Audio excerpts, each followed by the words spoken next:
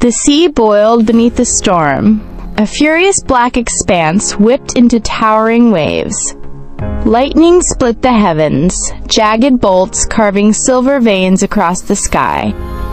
The ship, Endeavour, pitched and groaned under the assault, its wooden hull creaking as though it might splinter into the abyss at any moment. The crew scrambled along the slick deck, shouts drowned by the crashing thunder. Dr. Evelyn Hart clutched the railing, her braid plastered to her soaked jacket, emerald eyes scanning the horizon. She wasn't afraid, at least not of the storm. She was afraid of what waited on the other side. The maps, the rumors, the whispers in fading journals, all spoke of a place shrouded in fog and guarded by a presence not of this world. From the bow, Marcus Kane barked orders with a cigar still clenched between his teeth, as though defiance alone could hold back the sea. "Drive her forward, Ward! Obsidian Isle or bust. This storm is a mere curtain before our grand stage." Captain Elias Ward, rain dripping from his gray beard, tightened his grip on the wheel. "This isn't theater, Kane. One wrong gust and we'll be nothing but driftwood." The ship shuddered as a wave slammed broadside. Evelyn's satchel spilled, scattering maps across the deck. She lunged, her fingers catching the parchment just before it slid into the ocean. As she stuffed it back, a sound rose above the storm, a deep, resonant bellow that seemed to vibrate through her bones. Not thunder, not wind, something alive. The crew froze. Eyes darted into the storm-wrapped distance, but nothing could be seen beyond sheets of rain. Evelyn's heart quickened. She knew. The Guardian! Another roar, closer this time, rolling like a drumbeat of doom across the sea. The men muttered prayers. Marcus only grinned wider, teeth flashing in the lightning. "Did you hear it?" he shouted over the storm. "The very voice of prophet, ladies and gentlemen." Evelyn met his gaze, her expression cold. "No," she whispered. "The voice of warning." The storm raged on, but the true storm was only beginning. The storm subsided by dawn, leaving the sea a churning gray, as though reluctant to calm. The Endeavour limped forward, sails tattered, crew weary. Seagulls circled, their cries shrill against the silence. Evelyn sat on a coil of rope, blotting her journal with trembling hands. She sketched the faint echoes of the roar she had heard, shading it as waves of concentric rings, sound that had shape, weight, and presence. She felt Marcus's gaze before she looked up. He stood above her, brushing water from his white suit jacket, his gold watch glinting in the pale light. "You heard it too," he said, voice smooth, eyes calculating. "Don't deny it. That sound belongs on a stage, Evelyn. Millions will pay for it." "It wasn't a sound for entertainment," she replied evenly. "It was a warning. That thing, whatever it is, it's alive, and sacred to someone." Captain Ward joined them, his boots heavy on the deck. "She's right, Kane. Men are rattled. They want to turn back." Marcus scoffed, puffing his cigar. "And trade fame and fortune for superstition? No, Captain. We press on. History favors the bold, not the fearful." The crew gathered nearby, muttering. Some sharpened knives. Others whispered prayers, eyes darting toward the fog that loomed ahead like a living wall. Evelyn felt their unease seep into her bones. She knew science, artifacts, discovery, but this was something older, deeper, and beyond textbooks. She stood, squaring her shoulders. "Captain, if we are to reach Obsidian Isle alive, we must respect it. Approach carefully, with humility." Marcus smirked. "Humility is for the poor, Doctor. Ideal in spectacle." Lightning flashed faintly in the distant clouds. For a moment, Evelyn thought she saw them again. Two amber lights far off in the mist, watching, waiting. The crew fell silent. Something was out there, and it was waiting for them. The fog rolled like smoke, swallowing the ship until even the sun above seemed dimmed. When it finally broke, the crew gasped in unison. Obsidian Isle rose from the sea like the back of some ancient beast. Jagged cliffs jutted skyward, their black stone glistening with moisture. Waterfalls spilled from hidden heights, feeding rivers that cut deep scars into the jungle below. The canopy stretched endlessly, green upon green, interrupted only by ruins, stone spires entwined with roots, crumbling towers swallowed by time. Evelyn's breath caught. "It's real," she whispered. From the deck, Marcus spread his arms as though he were presenting a stage set. "Gentlemen, behold, the curtain has lifted." The crew leaned over rails, some crossing themselves, others staring with hunger for adventure. But the deeper they sailed, the more they felt it. A hum, low and unceasing, like the heartbeat of the island itself. Suddenly, canoes appeared in the shallows, dark figures paddling silently. Spears tipped with obsidian glinted in the dim light. At the bow of the first canoe stood Anika, her braids adorned with beads, her gaze steady and unafraid. The crew murmured nervously. Marcus leaned forward, fascinated. Evelyn stepped to the rail, her voice calm. "We come in peace," she called, though the sea swallowed much of her words. Anika raised her hand, palm outward. Her eyes flicked toward the cliffs, then back to Evelyn. She spoke in a tongue Evelyn did not understand, but the meaning was clear. "Turn back." The island loomed, magnificent and terrible. The crew had arrived at the edge of a world that was never meant to be touched. The canoes circled the Endeavor like silent predators. The crew clutched rifles uneasily, though Captain Ward barked at them to hold fire. Evelyn leaned over the rail, her eyes locked on Anika's. "Let me speak," she said, lowering her voice. Anika's canoe drew close, bumping the hull with a hollow thud. She climbed the side with effortless grace, her tribal dress swaying with beads and shells. Gasps rippled through the crew. She stood upon the deck, rainwater glittering on her dark skin, and pointed toward the jungle. "The Guardian," she said in broken English, voice low but commanding. "This place, his blood." Marcus scoffed, stepping forward with arms wide. "At last! A representative of the natives. Tell your guardian we bring gifts of modernity, cinema, progress, civilization." Anika's eyes narrowed. "You bring chains." The words cut like a blade. Evelyn stepped between them. "Please," she said gently, "we don't wish to harm him. We seek only to understand." Anika studied her, then touched Evelyn's hand briefly. "Heart sees," she whispered, as though granting approval. Marcus sneered. "Nonsense."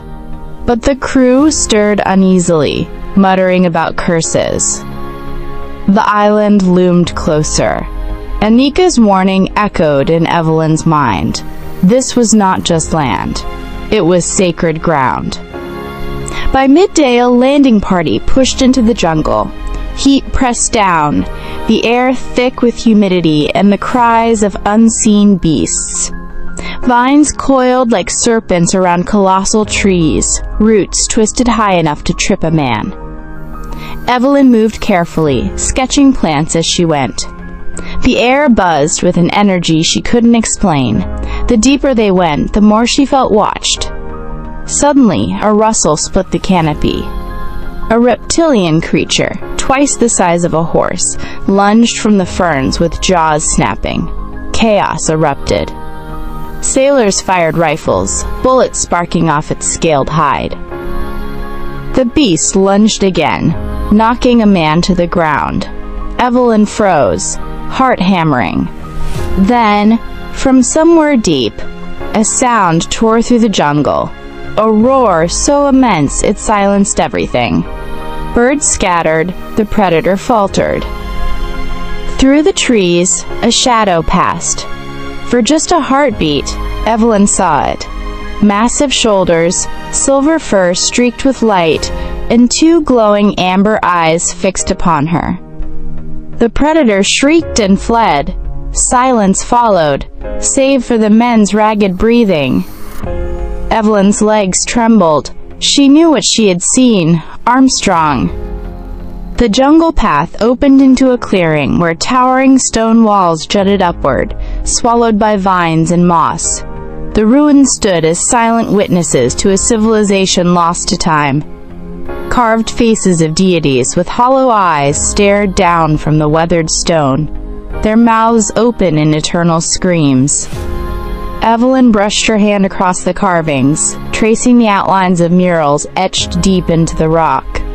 One showed a colossal gorilla, arms raised, worshippers kneeling before it. Another depicted battles, Armstrong fighting serpents, winged beasts, and human figures in chains. Anika stood silently, bow pressed across her back. "The Guardian has always been," she whispered. "Before man, after man." Marcus adjusted his tie, smirking. "My God, it's perfect. We'll rebuild this in Hollywood, brick by brick. Imagine the ticket sales." Evelyn shot him a glare sharp enough to cut glass. "These ruins are not props, they're sacred history." A hush fell. The air thickened with an eerie hum. Somewhere in the jungle, a distant roar echoed, reverberating through the stones as though the murals themselves were alive. The crew shuffled nervously, rifles at the ready. Evelyn pressed her journal close. These ruins told a story she desperately needed to understand, a story written in stone, warning of reverence and ruin. Night descended, heavy and oppressive. The expedition camp burned with small fires, shadows flickering across exhausted faces. The jungle was alive with chirps, growls, and whispers that never seemed to stop. Evelyn sat near the fire, sketching the ruins by lamplight. Captain Ward polished his revolver, while Marcus regaled a few sailors with boasts of their impending fortune. Then it came, a sound that cut through the night, deeper and more powerful than thunder. A roar. It shook the ground, rattled the fires, and sent birds screaming into the air. Men leapt to their feet, some dropping their rifles in terror. Evelyn's hand froze on her sketch, the pencil dragging across the page. Her heart thundered in rhythm with the sound. "That," Captain Ward muttered, eyes narrowing. "That wasn't an animal I've ever known." Marcus, though visibly shaken, forced a grin. "Magnificent. Absolutely magnificent. Do you fools not hear opportunity in that voice?" Evelyn rose slowly, scanning the black jungle beyond. "No, that was not opportunity. That was a warning." The night fell silent again, but the echo of Armstrong's voice lingered like a phantom in every ear. Sleep did not come easily. The forest canopy rippled with movement. Then they came. Giant bats, their leathery wings cutting the air, screeches slicing through the night. The camp erupted into chaos. Firelight flared as men fired wildly, bullets whizzing through the darkness.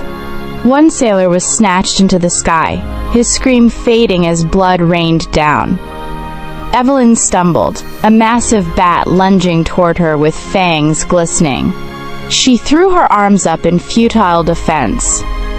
And then the jungle shook. Armstrong burst through the trees. He towered, silver-streaked fur glistening in the moonlight, amber eyes blazing with fury. With a single swipe, he crushed the bat in midair, its body snapping like kindling. Another swooped. Armstrong seized it in both hands and tore it apart with terrifying strength.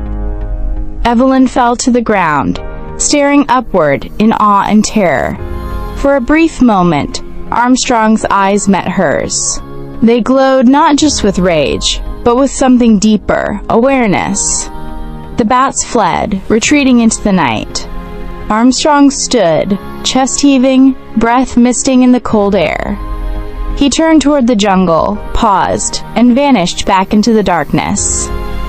Silence returned, but the memory of those eyes lingered in Evelyn's mind. The camp lay in tatters. Fires smoldered, bodies lay covered, and the survivors whispered of gods and demons. Evelyn sat apart, journal balanced on her knees. She sketched feverishly, her hands shaking as she tried to capture Armstrong's features. The scar across his chest, the shimmer of his fur, the rage, and the humanity behind his eyes. Anika approached quietly, sitting beside her. "You saw him, truly saw him." Evelyn nodded. "He saved me, saved all of us. Why would a beast do that?" Anika's gaze lingered on the flames. "Because he is not beast. He is guardian, protector. But protector turns destroyer when men bring chains." Marcus stormed into the circle, furious and exhilarated. "Marvelous! Spectacular! Did you see him? The world will bow to my discovery. We will capture him, and he will make us legends." Evelyn snapped her journal shut, standing tall. "You speak of a living being as though he were a circus trick. He is not yours to cage." Marcus smirked. "Everything has a price, Doctor." Evelyn's chest heaved. She knew then that her battle was not only to survive this island, it was to protect Armstrong from the greed of men like Marcus. The expedition followed Anika deeper into the jungle, through paths marked with carved stones and skull totems. Drums echoed faintly, carrying on the wind. They reached a cliffside village where huts clung to the rock like nests. Fires burned, smoke spiraling upward. The entire tribe had gathered, faces painted, bodies swaying to the rhythm of the drums. At the center stood a stone altar, carved in Armstrong's likeness. Offerings of fruit, feathers, and carved idols lay at its feet. Anika raised her arms, chanting. The villagers joined, their voices rising into a haunting hymn. Evelyn felt the weight of it, as though the island itself vibrated with their song. Marcus scoffed, whispering to Ward, "Primitive theater, useful only for drama before the capture." Evelyn's eyes burned with anger. She watched as children placed flowers at the altar, as elders bowed their heads with reverence. These people did not worship Armstrong as a monster, but as a guardian, woven into their very survival. As the chant reached its peak, a roar thundered from the jungle.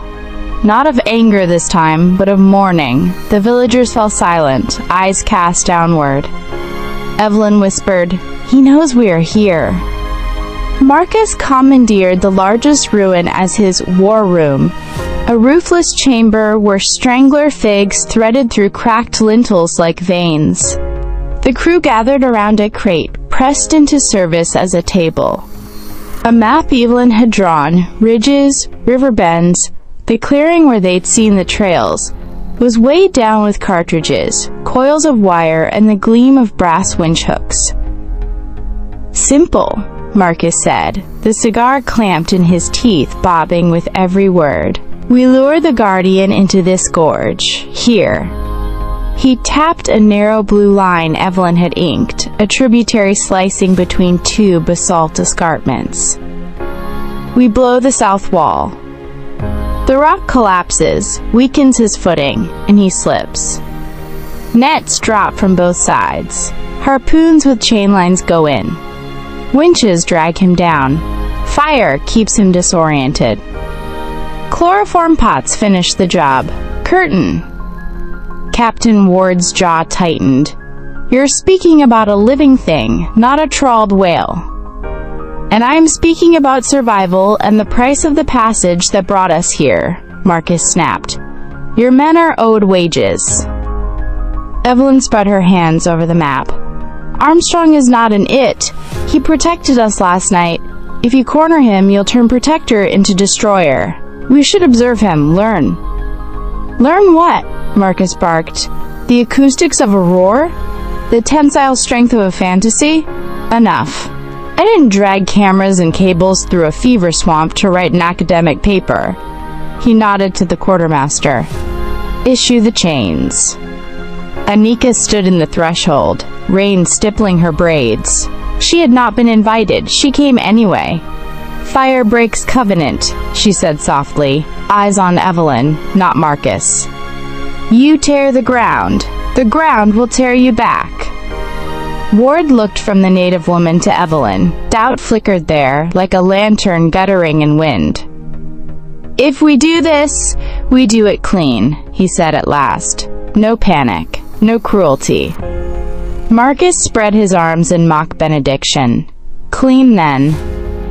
Evelyn lifted a length of chain, feeling its cold tooth against her palms. She imagined those links biting into silver-streaked fur, abrading the old scar across his chest. She imagined amber eyes made dull by fumes. She imagined the silence that would follow the roar. That night, teams carried crates along the river track, whispering as though the jungle could overhear intention. Nets were slung into canopy pulleys. Charges were tamped into cracks with damp clay. The gorge itself breathed a cool draft that smelled of fern and basalt. Somewhere far off, a night bird called. Somewhere nearer, the water chuckled over stones, a sound too innocent for the violence being staged. Evelyn palmed a fuse length and slid it into her pocket. She didn't know yet what she'd do with that small thread of rebellion, only that she needed one. Doctor, Ward said quietly as they worked, if this goes bad, get the non-combatants out. I'll do what I can. She nodded. Her throat felt full of smoke she hadn't breathed. If this goes bad, Captain, there won't be a safe direction. From the trees came a pressure in the air, as if a storm had crouched just beyond sight. Leaves stilled. Men looked up as one. Even Marcus's grin faltered. Places, he hissed. Our star is arriving. They scented him before they saw him, an ozone tang, as if lightning had walked on knuckles. Branches bowed, trunks shivered, and Armstrong stepped from the fern wall, blotting the sky. Silver streaks flamed along his shoulders, where stray shafts of sun speared through leaves. His broken chain ornaments clicked like muted wind chimes. He did not beat his chest. He simply looked, and the looking was enough to tell the men how small they were. Marcus raised a hand. Torches hissed to life along the gorge rim. The jungle flinched. Then the river writhed. From the black water, a serpent uncoiled, thicker than a boiler pipe, and long as a train car, scales shining with oil-slick iridescence. Its head broke the surface, jaws yawning to show fangs like ivory chisels. Another followed, and another, the ancient arteries of the island disgorging its own guardians. Men cried out, some firing before Ward's command. Rounds thudded into scale and ricocheted, whining into trees. One serpent lunged, seizing a sailor at the waist, and snapping him sideways with the lazy efficiency of a cat-swatting thread. Armstrong moved. He seized the serpent's neck two-handed, muscles rippling under pelt and wrenched. The river exploded in spray. The second serpent looped his torso. Coils tightened. Ribs creaked. Armstrong's amber eyes flared. He braced a foot against a rock and heaved, tearing the loop, blood purling scarlet against silver. Evelyn stood in the open before she knew she'd moved. She shouted something. His name, the name they'd given him, a human syllable scraped against a myth.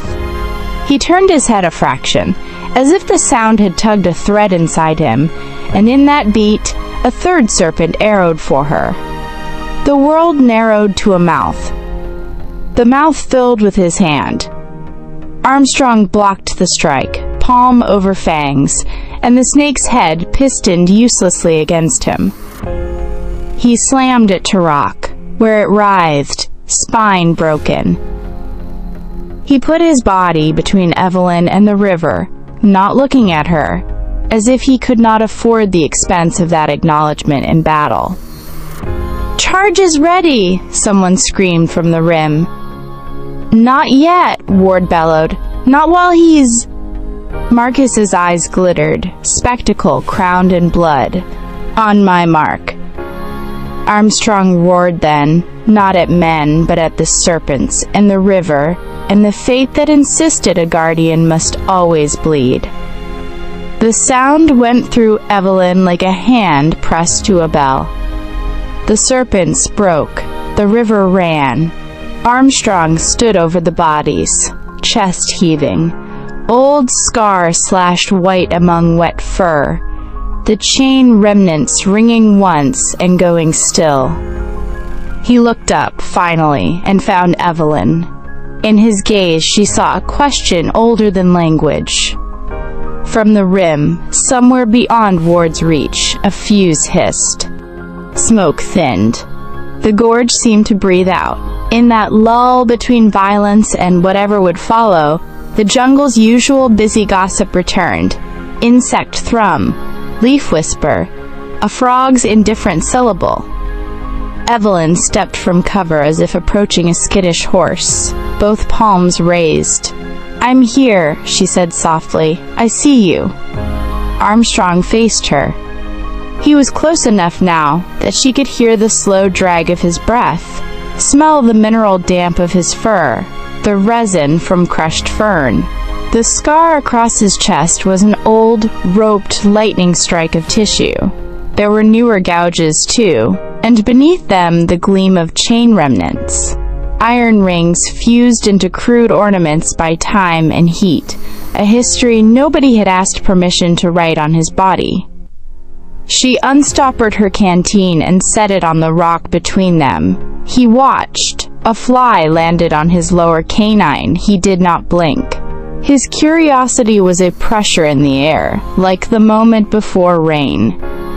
"Guardian," Anika whispered behind Evelyn, hovering at the line she had sworn never to cross. "She brings heart." Evelyn removed a piece of fruit from her satchel, overripe, crushed sweet by the scuffle, and placed it beside the canteen. Armstrong lowered his head, the great brow ridges shadowing his eyes. He sniffed once, then lifted his gaze to her instead, as if to say, "I want to know you before your gifts." She did something foolish and holy then. She touched her sternum over her own heartbeat, and then extended that hand, slowly, toward the air between them. Not to his face, to the space where two beings agree a meeting might occur.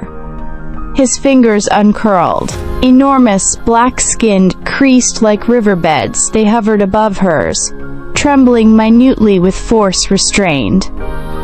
The broken chains at his neck chimed a single, accidental note. Behind them on the rim, men shifted. The sound cracked the charm. Rope against bark, a misset pulley squealing.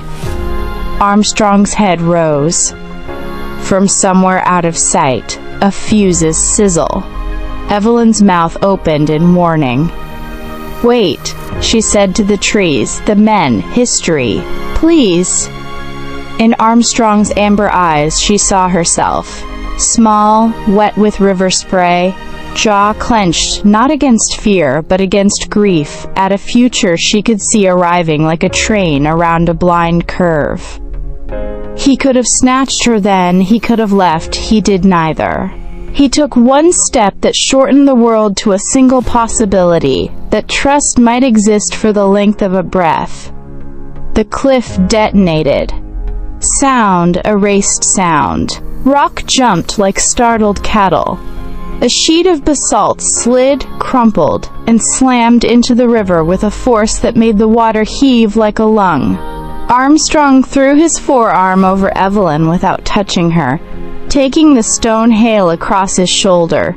Men shouted. Nets fell. The moment had lasted exactly as long as it could. The south wall gave way as planned, if cruelty can be called planning. Boulders avalanched, pulverized fern, and spattered the river with gray milk. Nets dropped from both rims, their lead lines thudding against stone. 3 harpoon guns coughed in staccato. Iron flew with rope whispers. Armstrong pivoted, catching a net in both hands before it could bell over Evelyn. He ripped it lengthwise, weights cracked together like teeth.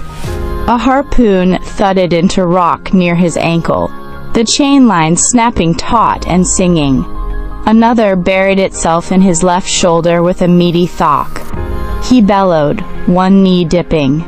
Men whooped from the rim, then cried out as he yanked the line, and 2 of them pitched forward like dolls, their bodies caroming down the slope. "Winches!" Marcus shouted, ecstatic. "Turn! Turn!" Gears clanked, chains shivered, torches heaved smoke into the gorge. Ward cursed as a line snarled, "Mind your footing! Keep the fire off the women!" he roared. Already adjusting, already ashamed he was adjusting. Armstrong seized the harpoon in his shoulder, teeth baring as he tried to wrench it free, blood sheeted, slicking the silver fur black. He couldn't reach the barb.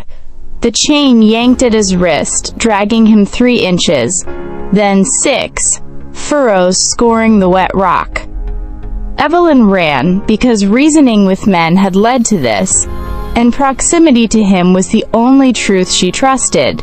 She slid on her knees beside his right forearm, palms up, voice ragged. "Armstrong, look at me, look at me!" He did.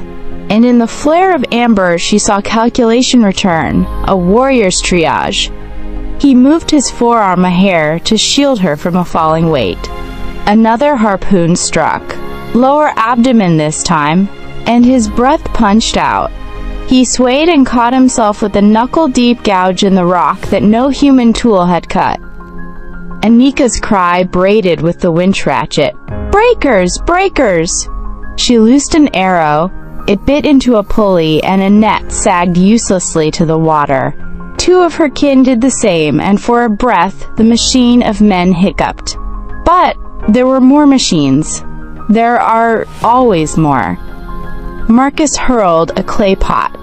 It shattered against the stone by Armstrong's face, releasing a sweet stench. Chloroform. The fumes clung low, invisible fog. Evelyn coughed, eyes smarting. "Back!" Ward shouted down to her, Ruth in his voice. "You'll go under with him." "Then pull the pots away," she screamed back. "If he sleeps now, he drowns." Ward swore and shouldered a pot himself, flinging it deeper to dissipate. It broke near a torch. Fire licked, breathed, remembered itself, and stood up hungry. The chain lines tightened together, a cruel geometry. Armstrong's legs slipped on the slurry, his knee hit, then his other, then his knuckles. The broken chains at his throat chimed madly, a wind chime in a hurricane. He found the harpoon in his shoulder again, grasped the shaft, and snapped it. His roar made the fire gutter. He tried to stand, one last refusal of the math of leverage and pain. The winches won. By dusk, the gorge had been converted into a theater of aftermath. Steam rose from wetted fires, The river washed pink into ordinary gray. Armstrong lay trussed in a yoke they'd engineered from 2 ship spars lashed with chain. His limbs were shackled, wrists raw where iron had argued with muscle. The chloroform had not felled him. Exhaustion had. A collapse not of will but of available fight. Men stood in an ovation of stunned silence as their fear recalibrated into ownership. Marcus mounted a rock and raised both arms as if harvesting applause that wasn't his. "Behold!" he cried hoarsely. "Armstrong, the 8th!" Enough. Ward's voice cut like a bosun's whistle. He hadn't holstered his revolver. He wasn't pointing it at anyone. Yet the air behaved as if he had. "We keep him breathing. We keep the fires away from the fumes. If any man raises a torch to gloat, I'll drop him." Marcus's smile curdled, but he climbed down. Swagger could not silence the tremor in his hands. Evelyn walked to Armstrong's head where it rested against a boulder. She moved slowly until her reflection steadied in the gloss of his half-lidded eye. He was watching still. Even caged by fatigue, he would not cede the dignity of witness. She sank to her knees, heedless of mud, and laid her palm against the fur below his jaw where the pulse fought stubbornly. "I'm sorry," she whispered. "I should have." She didn't know the verb that would have split history into kinder halves. "I am here now." His amber gaze softened infinitesimally. It was not forgiveness. It was recognition. The difference between a hand that brings chains and a hand that tries, too late, to unmake them. Anika stood beyond the ring of men, face paint streaked by rain and tears. She spoke in her language, a curse that sounded like a prayer's shadow. "You have unroofed the sky," she told Marcus without looking at him. "Now sleep with weather." "We sail at first light," Marcus said, rallying. "Drag him to the lagoon. Rig the derrick. Lash the yoke to the foredeck. The city awaits."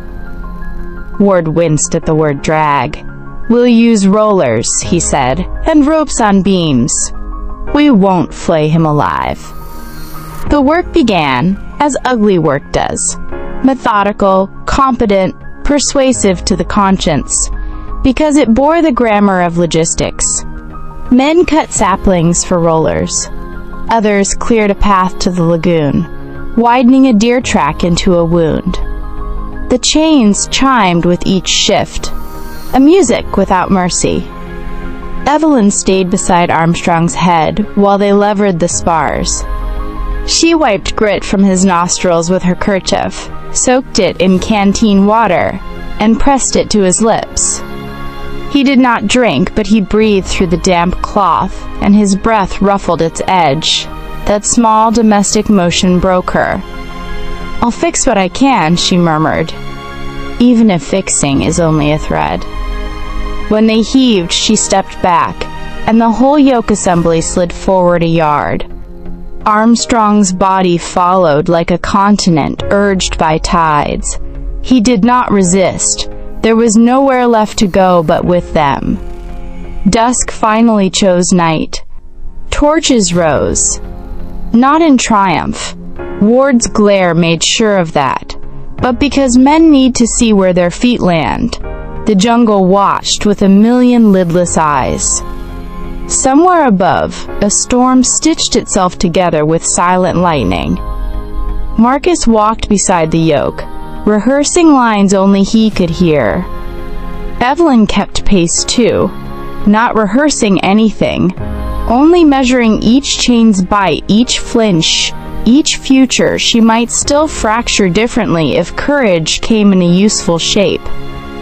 Armstrong's eye found her again and held, in it, a city she hadn't yet seen stood up on steel legs, and the skyline sharpened like teeth. They reached the lagoon at dawn, the sky a pale bruise above cliffs stitched with waterfalls. Mist lifted in ribbons as the Endeavour rode at anchor beyond the break.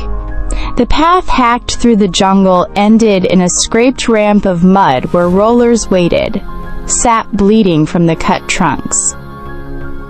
The derrick on the ship's foredeck swung like a praying arm, block and tackle creaking as sailors tested lines. Villagers stood on the black rock terraces, their faces painted with ash. The drums did not beat to rouse courage now, they beat the slow meter used for funerals. Anika descended alone, bare feet sure on wet stone. She carried a string of shell beads, and a feather that shimmered green-black, like oil on water. Armstrong lay within the yoke, chains run in a lattice across his limbs. He did not thrash or roar, he watched. The broken ring ornaments at his neck clicked softly when men adjusted the spars. Every turn of a capstan made the chains sing in a different key, as if the island were being tuned to a foreign song. Evelyn walked beside his head, matching the crew's call and heave. She rinsed grit from his nostrils again, then tucked her kerchief beneath one shackle so it would not grind raw. "We'll find a better way," she whispered. Not a promise, but a vow searching for sinew. Marcus strode the shoreline, white suit spattered with mud, orchestrating the tableau as if the sun had risen for his direction. "Steady there! Bring the bow and half a cable. Ward, mind the swell. I need that lift clean." "Mind your tongue," Ward returned without heat. His gaze stayed on the rigging, his jaw tight. "On my mark! Haul!" The rollers turned, the yoke slid. When the first wave washed over Armstrong's feet, he flinched. Not from cold, but from memory. The chain ornaments chimed a single note. On the terrace, old women began to wail. Anika reached Evelyn and pressed the shell string into her palm. "For his return," she said.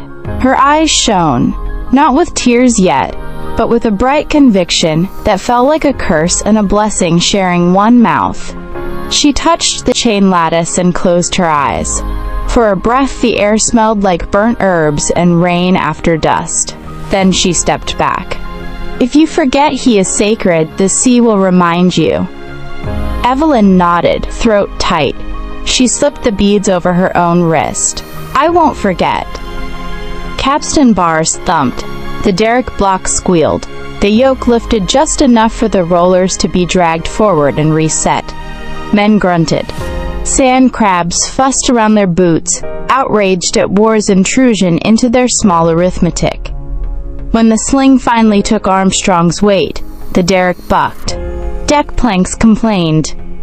Crewmen leaned on lines like figures in a medieval hell panel, each straining against an angle of the world.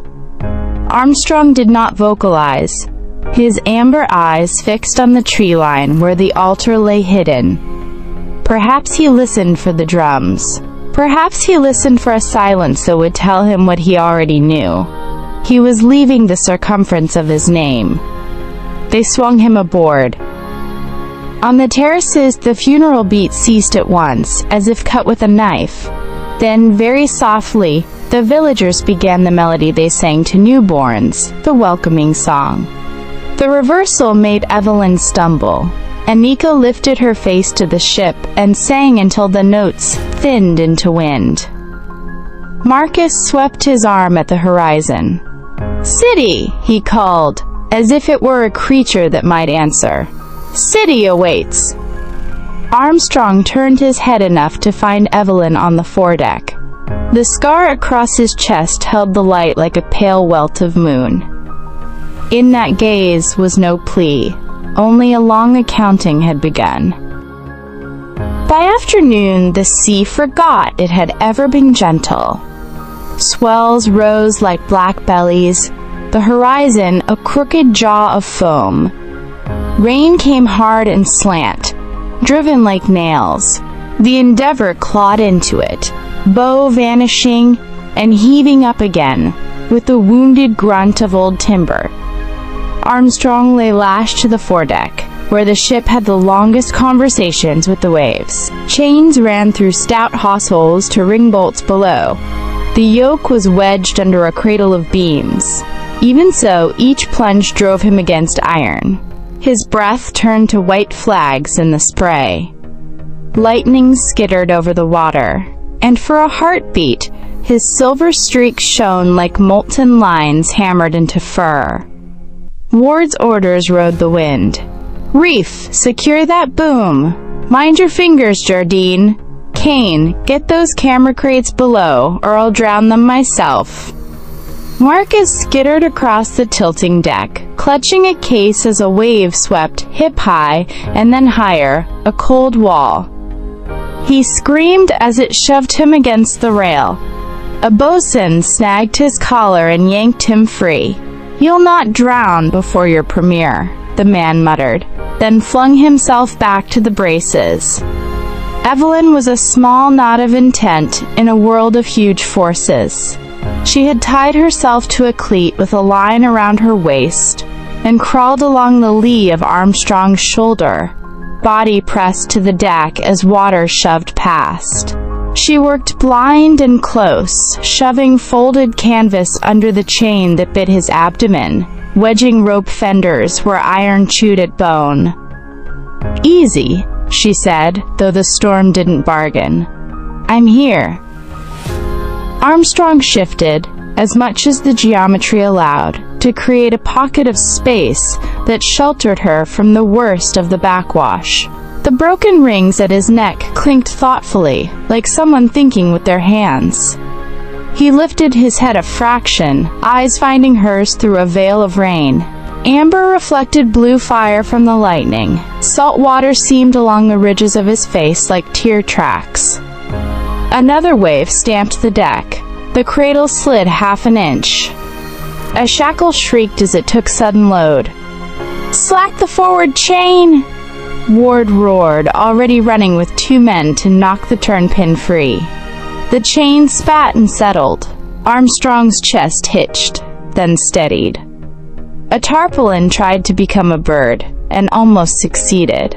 Evelyn trapped it with her body, secured it over the wounded shoulder where the harpoon hole still leaked. A dark flower persistently in bloom. She tied fast with numb fingers.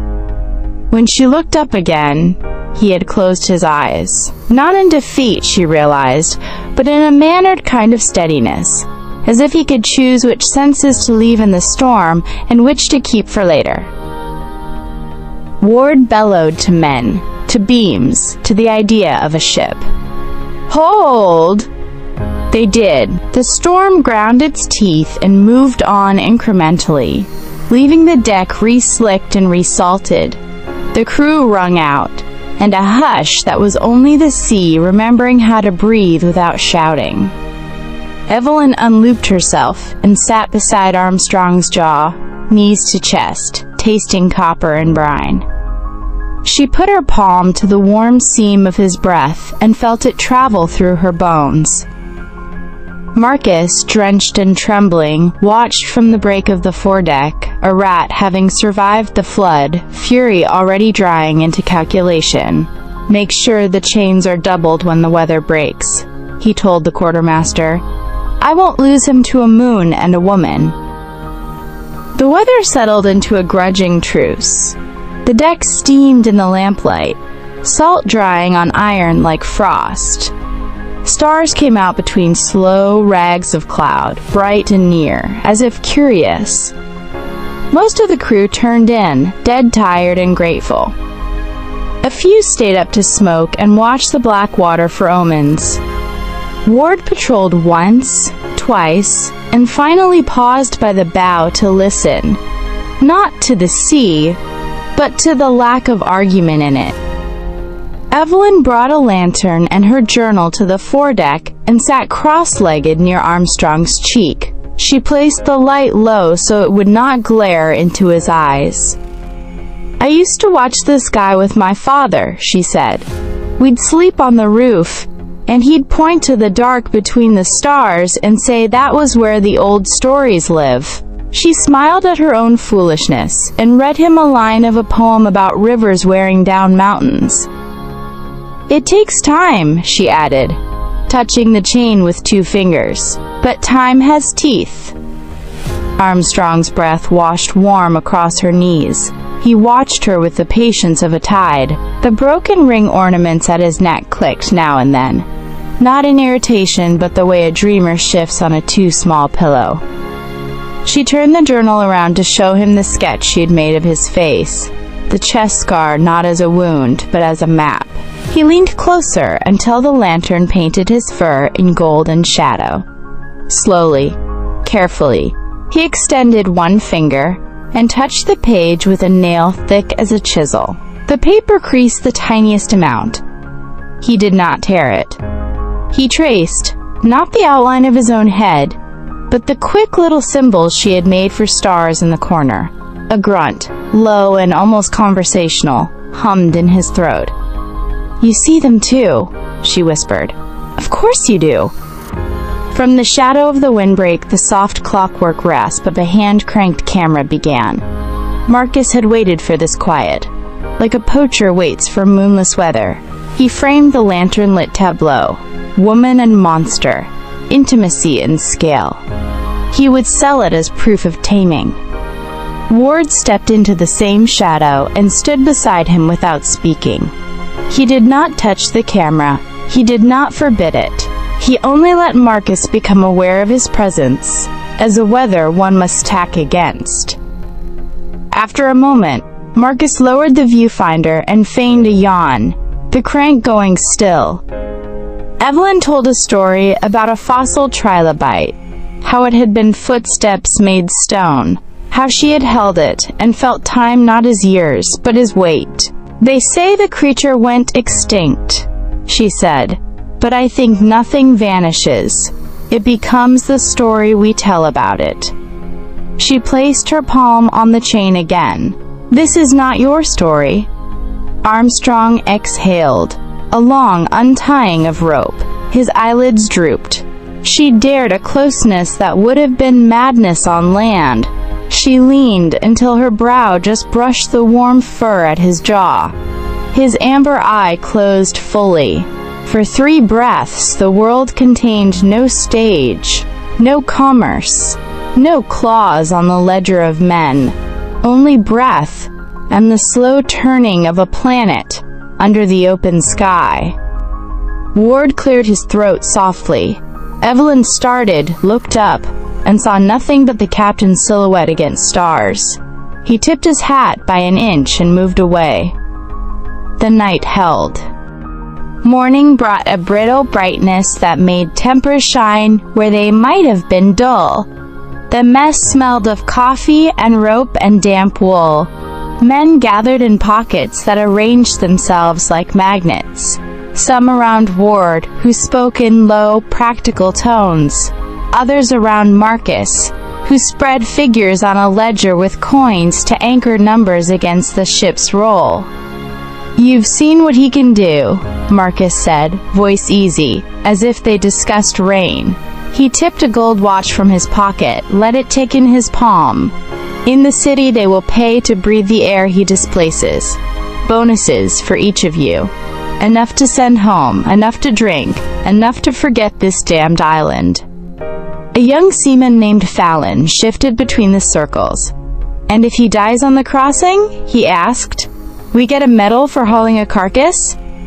Marcus's smile held, but his eyes hooded. "He won't die if we keep him secure. Chain seized to life." Across the room, Ward said, "Chain seized to obedience. It has a poor record with keeping hearts beating." He sipped his coffee, grimaced. It was as black as the sea. "No more chloroform on deck. We'll use wet cloths and shade if he runs hot. Anyone finds a chain-biting bone, you pat it. If I see a torch near him for the sport of it, I'll have your hide." That's from the quarterdeck. Grumbles. Some assent, some mockery. When Ward left, 2 of Marcus's men laughed pointedly, and began a story about a circus elephant taught to kneel. The laughter stopped when Evelyn appeared in the doorway. She had not come to argue. She came to ask for needles and linen and whatever antiseptic they had not watered down. A cook pressed a tin into her hand without looking at Marcus. "For the big fella," he said simply. On deck later, the split widened in small acts. A bosun adjusted the cradle slings half a handspan to keep pressure off Armstrong's ribs. Another man tightened them back when no one watched. A rigger tucked a rolled rag beneath a cuff and left a wedge of bread in a dry corner. Someone else flicked it into the sea. Coins changed hands as if opinion were a commodity. Ward found Evelyn rewrapping the shoulder wound, neat hands doing a job a surgeon ought to do. "If I put this ship about and headed back to the island," he said softly, "they'd mutiny. If I keep on this course, a different mutiny will ferment, inside the parts of a man that vote silently." Evelyn tied the last knot and sat back on her heels. "He understands more than they give him credit for." "I'm aware," Ward said. "Last night he shifted to keep you from the scuppers. I owe him for that. I don't like owing prisoners." She looked at him, surprised. "You saw." "I see most things I don't like." He rubbed his beard, then gave her something unexpected. "If a chance comes to save lives, including his, I'll take it, and I'll expect you to be quicker than I am at recognizing it." Marcus watched them from the quarterdeck, an expression on his face that belonged to a banker counting weather. He tapped his gold watch shut. "Double the aft shackles," he told the quartermaster. "And for God's sake, oil the winch. When he arrives, he must look dangerous and contained in the same breath." Dangerous and contained. The crew took those words like flint and steel, and sparks landed where they would. The moon rose fat and pale, a coin too large for any purse. The sea had flattened into a dark plate etched with light. Watch bells marked the hours. The ship exhaled in wood sounds and rope talk. Armstrong lay awake. Sleep had edges that cut tonight. He tested the geometry of his bonds the way a mathematician thinks, with chalk. Small adjustments, incremental proofs. He braced one foot against a foredeck bit, pressed his shoulder against the yoke, and waited for the ship's pitch to lift and then fall. On the fall he twisted, not hard, just enough to ask the bolt a question it had not been asked. Metal answered with a tired creak. Evelyn, drowsing on a coil of line with her back against the rail, opened her eyes. She did not startle. She slid to her knees and came close, a whisper keeping company with the clink of chain. "If you break free at sea," she murmured, "men will die who have not yet chosen what kind of men they are." He turned his head. The amber gathered her lamp-shy face into itself. She placed her palm against the yoke near his temple. "I'm not asking you to stay. I'm asking you to choose your moment." He breathed once, deeper than before, and then returned to his math. Another swell, another twist. The pin that kept the forward shackle honest shaved a sliver of bright metal onto the deck. He could hear it fall, the smallest punctuation on a sentence that might yet end in a shout. On the quarterdeck, Ward paused mid-turn.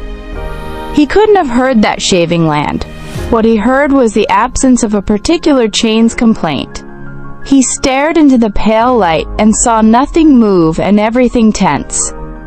He did not call out. He looked at the moon, judged the swell, and walked on, leaving the decision with the beings who truly held it. Marcus slept in his berth, mouth open like a man too certain to dream teeth. The hand-cranked camera sat on a crate, film loaded, because he believed Dawn would always arrive with him ready to choreograph it. Armstrong tested once more, this time not with strength, but with time. He waded through 3 waves. On the 4th, he drew breath, pressed, and the weakened pin sighed another hair from its dignity. The yoke shifted. A beam murmured a warning to the carpenter. Evelyn pressed her forehead to the wood. "When there are witnesses," she said, her voice barely air, "the story will be different, I swear it." Armstrong lifted his face to the moon. Silver laid itself along the scar that crossed his chest, making it an emblem rather than a wound. The broken ring ornaments at his neck chimed a soft, dissonant chord as the swell swung the ship just so. He stilled. Not because he could not go further, but because he could. He memorized the angle, the give, the particular kindness the sea lent iron on such nights. He let the chain settle back into the story men thought they owned. Evelyn exhaled, some part of her unclenched enough to feel the cold. She pulled the tarpaulin tighter over his shoulder, and sat until the moon slid a finger's width across the sky. Far on the horizon, a low orange stain suggested a world made of buildings and promise. Armstrong watched it with no confusion. He had chosen his moment, and it was not here. The city rose from the water like a promise written in steel. Dawn put copper edges on the skyline. Biplanes stitched contrails above spires slick with rain.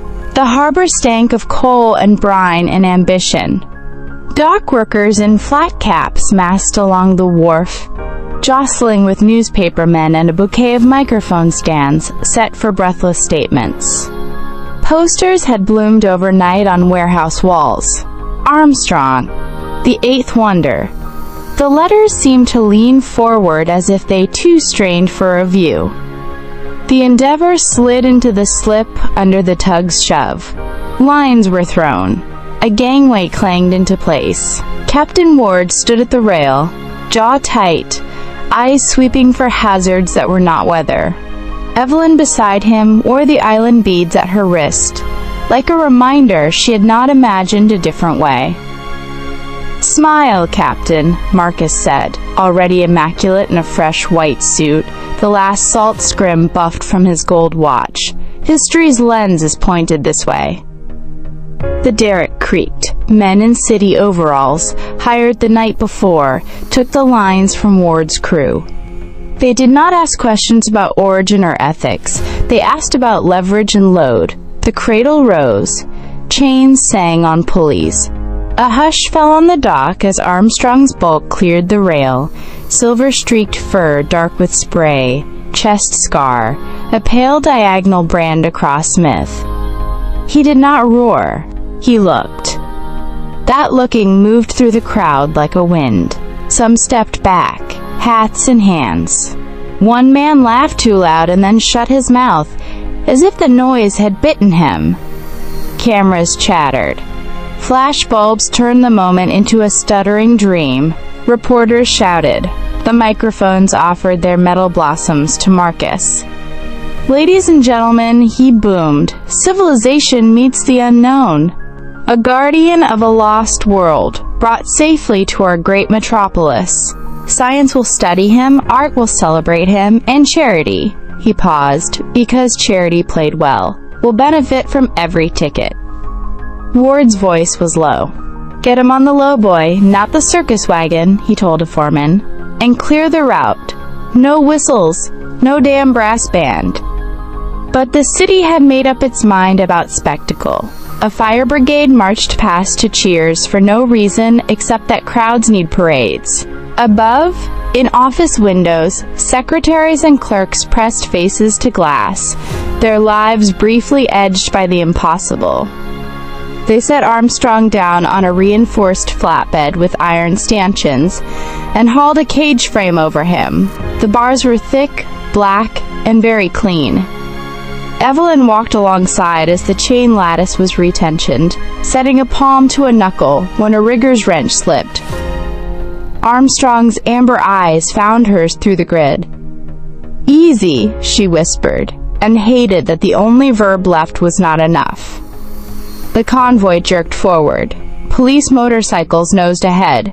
sirens leashed to politeness. The city opened a corridor bordered by mouths and cameras and human hunger. In the bars, reflection, the skyline ran like a river made of teeth. Armstrong watched the buildings watch him. He raised his head the inch the cage allowed. The broken chain rings at his neck chimed, thin in this canyon of steel. The day had begun. The opera house had been reborn overnight into a jungle dream. Palm fronds and copper planters flanked the marble steps. A painted backdrop of basalt cliffs drooped from the flyloft. Footlights hissed. Ushers in gilt-trimmed uniforms funneled the city's appetite into velvet seats. A banner draped the proscenium. Armstrong, one night only, and many to follow. Backstage, teams tested winches that had never been asked to lift anything so alive. The cage rolled into place at center stage, its wheels whispering on painted boards. Armstrong crouched because the ceiling insisted. When he exhaled, dust lifted from the planks like memory. Evelyn stood in the wings where the view was honest about how illusions are made. She had argued herself hoarse about the venue, about the lights, about the humiliation stitched into the very idea. Ward had made practical concessions. Double the water barrels, a canvas shade if the lamps baked him, but the machine rolled forward with civic consent. Marcus preened by a grand drape, counting tickets with his eyes. "Remember your lines?" he said to the MC, a man with a voice trained to make thunder sound safe. "Remember wonder, say guardian, not monster. The ladies love the paradox."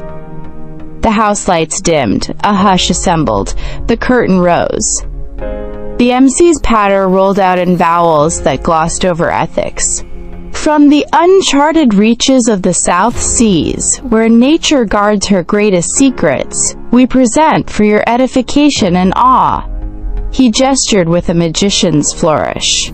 The spotlight found the cage. Armstrong did not flinch. He watched the constellation of faces and decided what it meant. The footlights put a false sunrise under his brow. The silver streaks along his shoulders shone like inlays. Children leaned forward.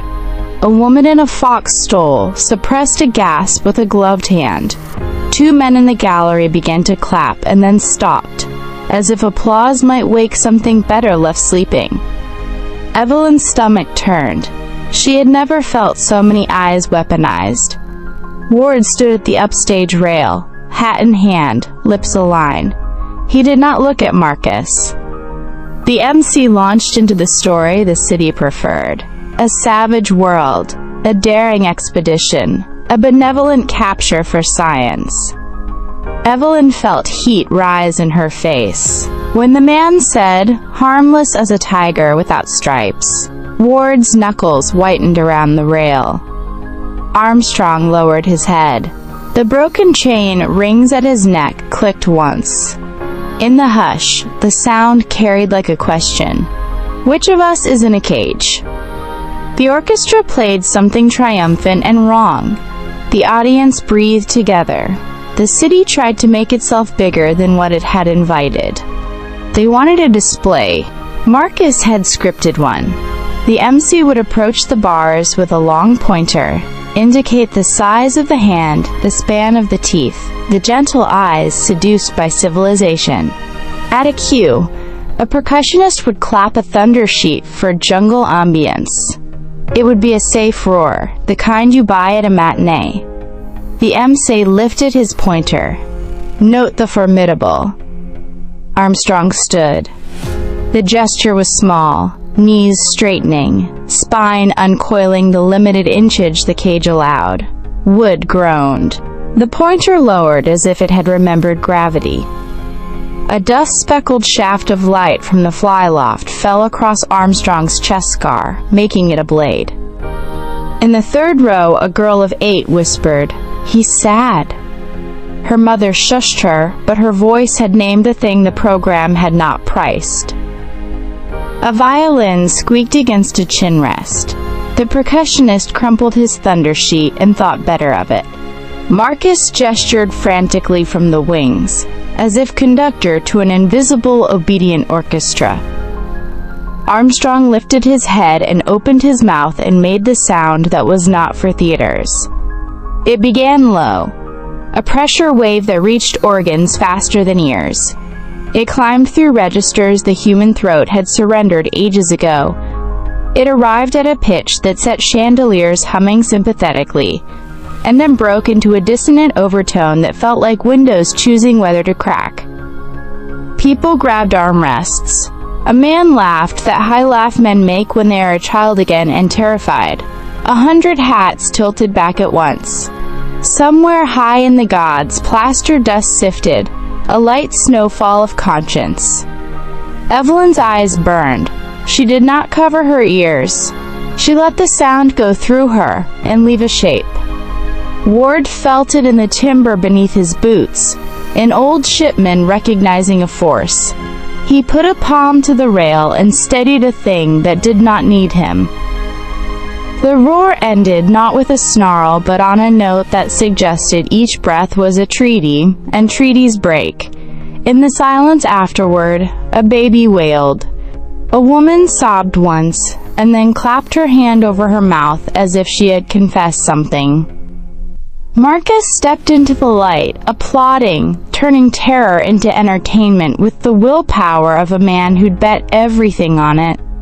The audience seized the cue. Applause detonated around the hall, loud and grateful. Grateful to be told what emotion to have. Armstrong closed his mouth. He looked at Evelyn in the wings. The broken chain rings at his neck chimed a consentless coda. The night continued as scripted, for another few scenes. The performance ended to ovations that sounded like absolution to people who needed it. House lights rose, programs were rolled into tubes, opinions were minted. Backstage, the cage remained the one truthful shape. Stagehands threw tarps over fronds and rolled scenery out of the way to make room for the lowboy that would ferry Armstrong to his night cage. The city's machine ticked, the hydraulics sighing, the winches clanking, the clockwork that eats wildness and outputs story. Evelyn slipped past a knot of chorus girls collecting their wraps. Her hand shook as if someone had left the roar inside her fingers. She went to the bars and touched them, not like a plea for entry, but like a doctor palpating the edges of a bruise you can't see. Armstrong's amber eyes met hers at arm's length. In the house, applause flared again as a wealthy donor took a bow for underwriting curtains. Here, breath fogged between bars. Up close, she could see the fine, salt crust at the corners of his mouth, the torn fur around the shoulder wound where the canvas dressing had shifted, the iron's imprint scoring his wrist. "I'm here," she said. The beads clicked on her wrist and sounded like the island in this room of dust and rope. He leaned until his brow ridges touched the iron. The bar rang a small note that pretended to be music. She laid her palm to the same spot from the other side. Heat traveled through a medium meant for cold. She swallowed. "I will find the moment." Marcus arrived with a policeman and a theater manager, feathery with outrage at footprints on a carpet. "Absolutely not," Marcus said before anyone asked. "No unauthorized access. No women swooning over the merchandise. Liability." To the officer, "Keep this area clear. We have a parade tomorrow." "A parade," Ward said, appearing from nowhere the way men who have learned to move quiet do. "You'll drive this through the midtown at noon? Through the school children?" "Through the future," Marcus corrected. "You really must learn your lines." The policeman stepped between Evelyn and the cage, gently but firmly, the way someone might move a person from a cliff's edge. "Ma'am." She lowered her hand. "He needs water. And shade for his eyes," Ward said. "See to it. to a stagehand who already had. As the lowboy took weight, Armstrong winced. He didn't make a sound. He merely shivered down one side like a bell touched incorrectly. Evelyn's stomach went cold. The manager fluttered. "We've had scuffs on the boards. If Mr. Kane's people would be so kind as to—" Ward stared at him until the man remembered to be embarrassed. "The boards will live," the captain said. They rolled Armstrong into the night. He watched the marquee glow, and the line of cars, and the river of people who believed they had seen a thing when they had only seen its outline under lights. He lifted his gaze to the sky. No stars here, not ones that spoke his language. The loading bay opened onto an alley lined with brick that sweated old rain. The city's breath was garbage and perfume, and the ozone tang of trolley arcing. The lowboy squared to the curb while men argued over the safest route to the night housing. Evelyn caught Ward's sleeve. "I can open the latch on the forward brace," she said quietly. "He won't fit through, but it will give him an inch to breathe." "You'll be seen," Ward said. "Then you'll have been walking in the wrong direction at the right time," she said. "Sir?" Ward's beard twitched, almost a smile that had forgotten how. He stepped toward a cluster of policemen, and became an argument about permits. Evelyn moved along the cage's shadow side. In the slatted dark, Armstrong's eye tracked her. She knelt by the forward brace where the shackle pin had been scored at sea. The band had a padlock the size of a fist. She brought out the fuse length she had pocketed in the gorge, a thread of rebellion she had not used, and a tiny tin of oil filched from a stagehand's bench. Oil found the warded keyway like a memory finding a door. She slid a bent hairpin into the mouth and listened with her fingertips. The lock clicked. "Doctor," Marcus said behind her, his voice almost tender, "I recognize the posture of treason even in silhouette." She didn't turn. "He cannot breathe." "Breathing is a privilege of safe properties," he replied. "Stand, please. I won't have you hurt by your own martyrdom." Ward's voice cut in, sudden and deliberate. "Mr. Kane, a word about your parade route." He had brought the policeman with him, like a weather front that could be persuaded to rain on different streets. "Broadway is being resurfaced at 42nd. You'll want to detour, or you'll have a stuck wagon and a riot." "A riot," Marcus repeated, tasting it like a future headline. How cinematic. In the distraction, Evelyn pulled the pin half an inch. The brace gave the tiniest sigh. Armstrong's chest expanded a fraction. The breath he took filled the alley like a new rule. Marcus saw the motion at last.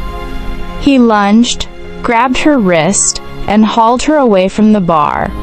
His grip was theater-trained. No bruises in visible places. No more of that. She twisted, not free, but to face him fully so the policeman could see the face he put on for women. "You will kill him," she said.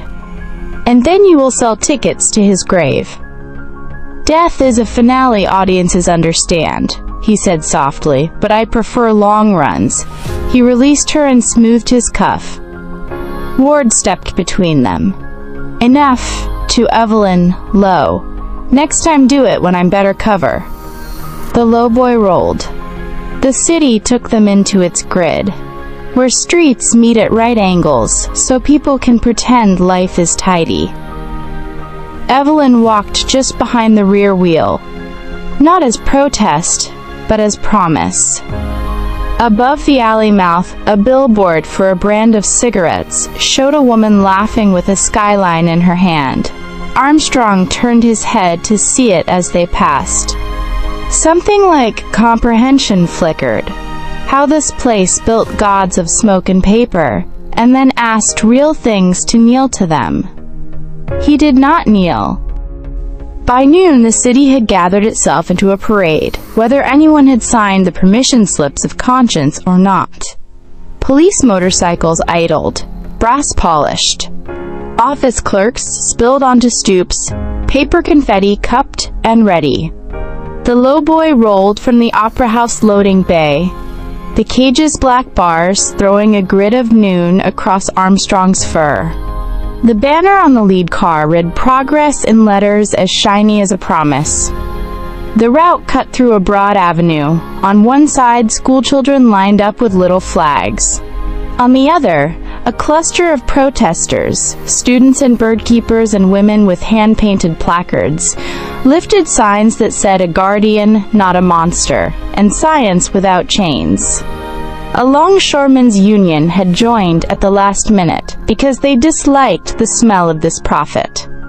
Their rolled sleeves carried the eloquence of men who lived honestly.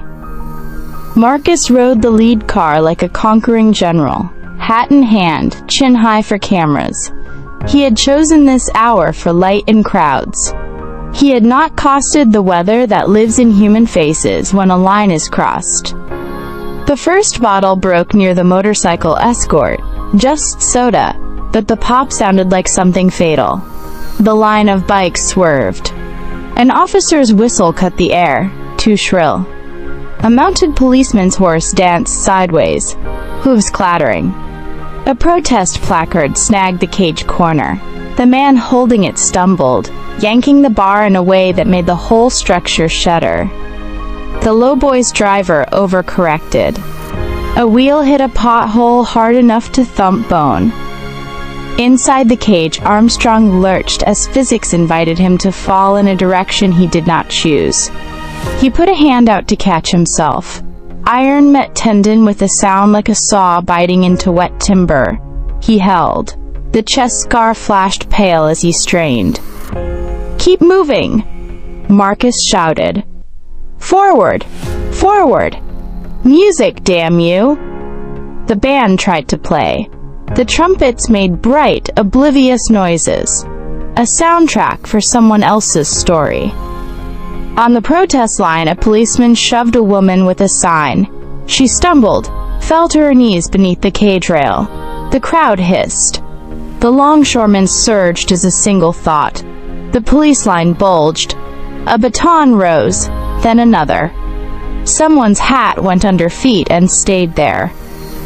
Evelyn had been walking tight to the rear stanchion, one palm on iron as if touch could translate. She saw the woman go down and was moving before she knew her plan, sliding under the railing, shoving the wheel chock with all the force her body knew from lifting fossil crates. "Stop!" she shouted to the driver. "Brake!" The driver saw, too late and exactly on time. He stomped the pedal. The lowboy heeled, coughed, and thumped to a halt. The cage tilted as inertia complained. The forward brace, the one with the scored pin, took the load, groaned, and shifted half an inch. Metal brightened along the wound line like a grin that did not belong in daylight. Armstrong's head snapped toward Evelyn. In the corner of his amber eye, she was a small shape braced against a big world, dragging a stranger's weight free with both hands. She yanked the woman clear. A baton hit the cage bar and rang. The sound ran up Armstrong's bones. He reached, just 4 inches against the bar, to keep a toppled child from rolling under the tire. The cage stopped him. His knuckles crushed into iron. The broken chain rings at his neck chimed once, a note neither parade nor riot knew how to harmonize. Ward pushed through the press like a wedge. "Back it up," he roared at the escort. "Make space." His voice had ship authority and something older. Men obeyed, not because of rank, but because some timbers in them were built to stand straighter when told. Marcus climbed the lowboy's step, face blood bright with adrenaline, and seized the moment with a showman's instinct that had never met shame. "Ladies and gentlemen," he cried, "behold, order from chaos." He flung his arms wide as if he had calmed a sea. The crowd answered with a sound that was not applause. It was the intake of a city deciding it might be done being told. The next movement was not planned by anyone holding a megaphone. It belonged to angles and time and the conversation between them. The driver, white-knuckled and sweating, tried to ease the rig back into motion. The lowboy lurched. The cage roof skimmed the corner of a streetcar cable and snagged. The cable twanged, spat a blue spark, and peeled free like a whip, slapping the far bars. The startled horse reared, hooves striking iron.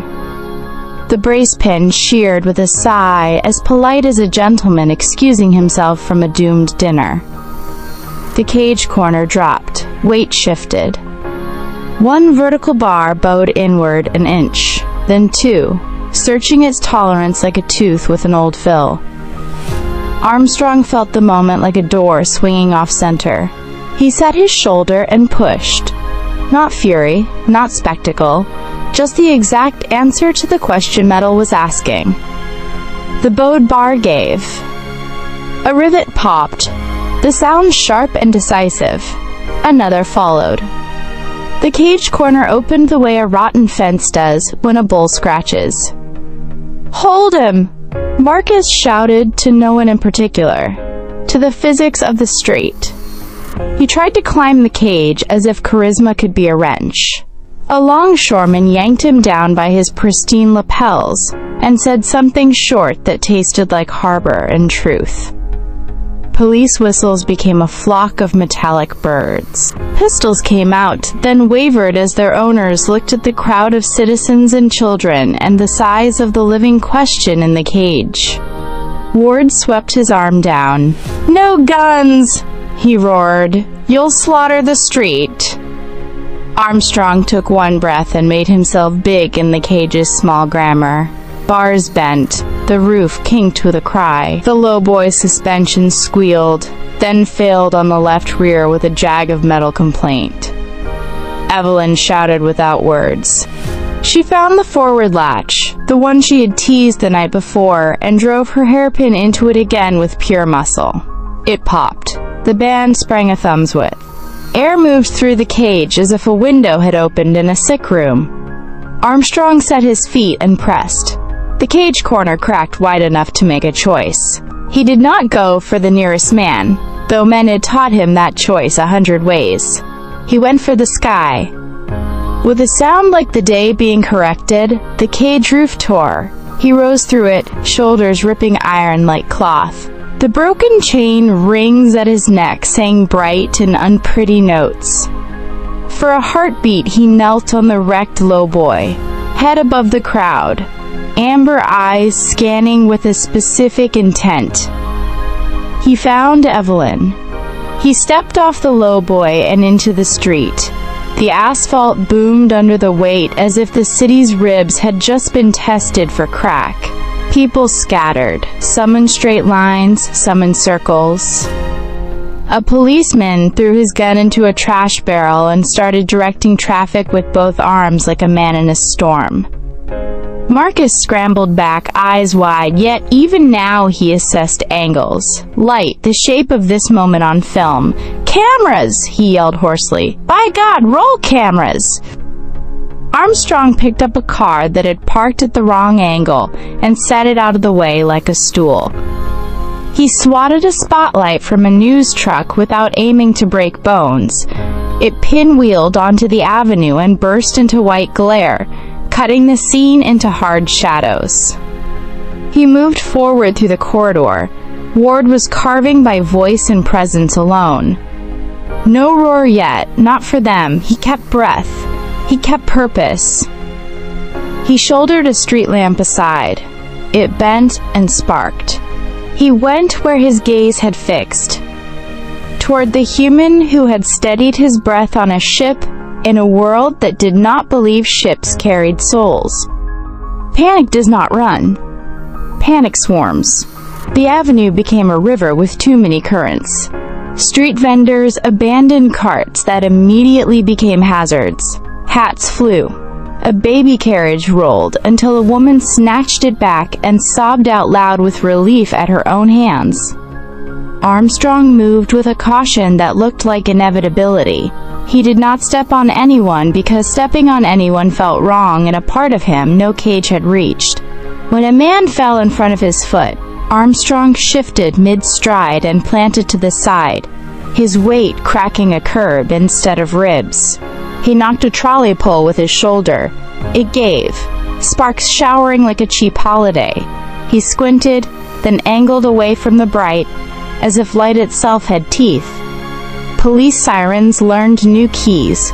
Squad cars slewed into cross streets and stopped short. Their drivers stared. A motorcycle skittered on its side past Armstrong's ankle, like a minnow shooting past a boulder. The cyclist slid, rolled, and stood shakily, then waved pedestrians back, eyes on the giant not as enemy but as weather to be routed around. Ward ran, an older man moving like he'd remembered he had a young man still stowed inside. "Clear cross streets," he bellowed. "Fire escapes. Down! Get down!" The word traveled building to building. Down. Office clerks vanished from windows. A man halfway out a second-story sash thought better, and sat hard on the sill with gratitude. Marcus kept pace along the sidewalk, collar torn now, hair uncombed by fate. He shouted to a newsreel crew panting with their camera on a tripod like a wounded animal. "Wide on the frame, keep the skyline, you want the skyline behind him." Evelyn ran toward Armstrong against the flow, faces blurred, elbows bruised. Her lungs burned with city grit. She lost her hat. She lost a shoe and did not notice. She saw him hesitate at an intersection where the street fell away into a steep perspective toward the river. He lifted his head and breathed like a man choosing between doors.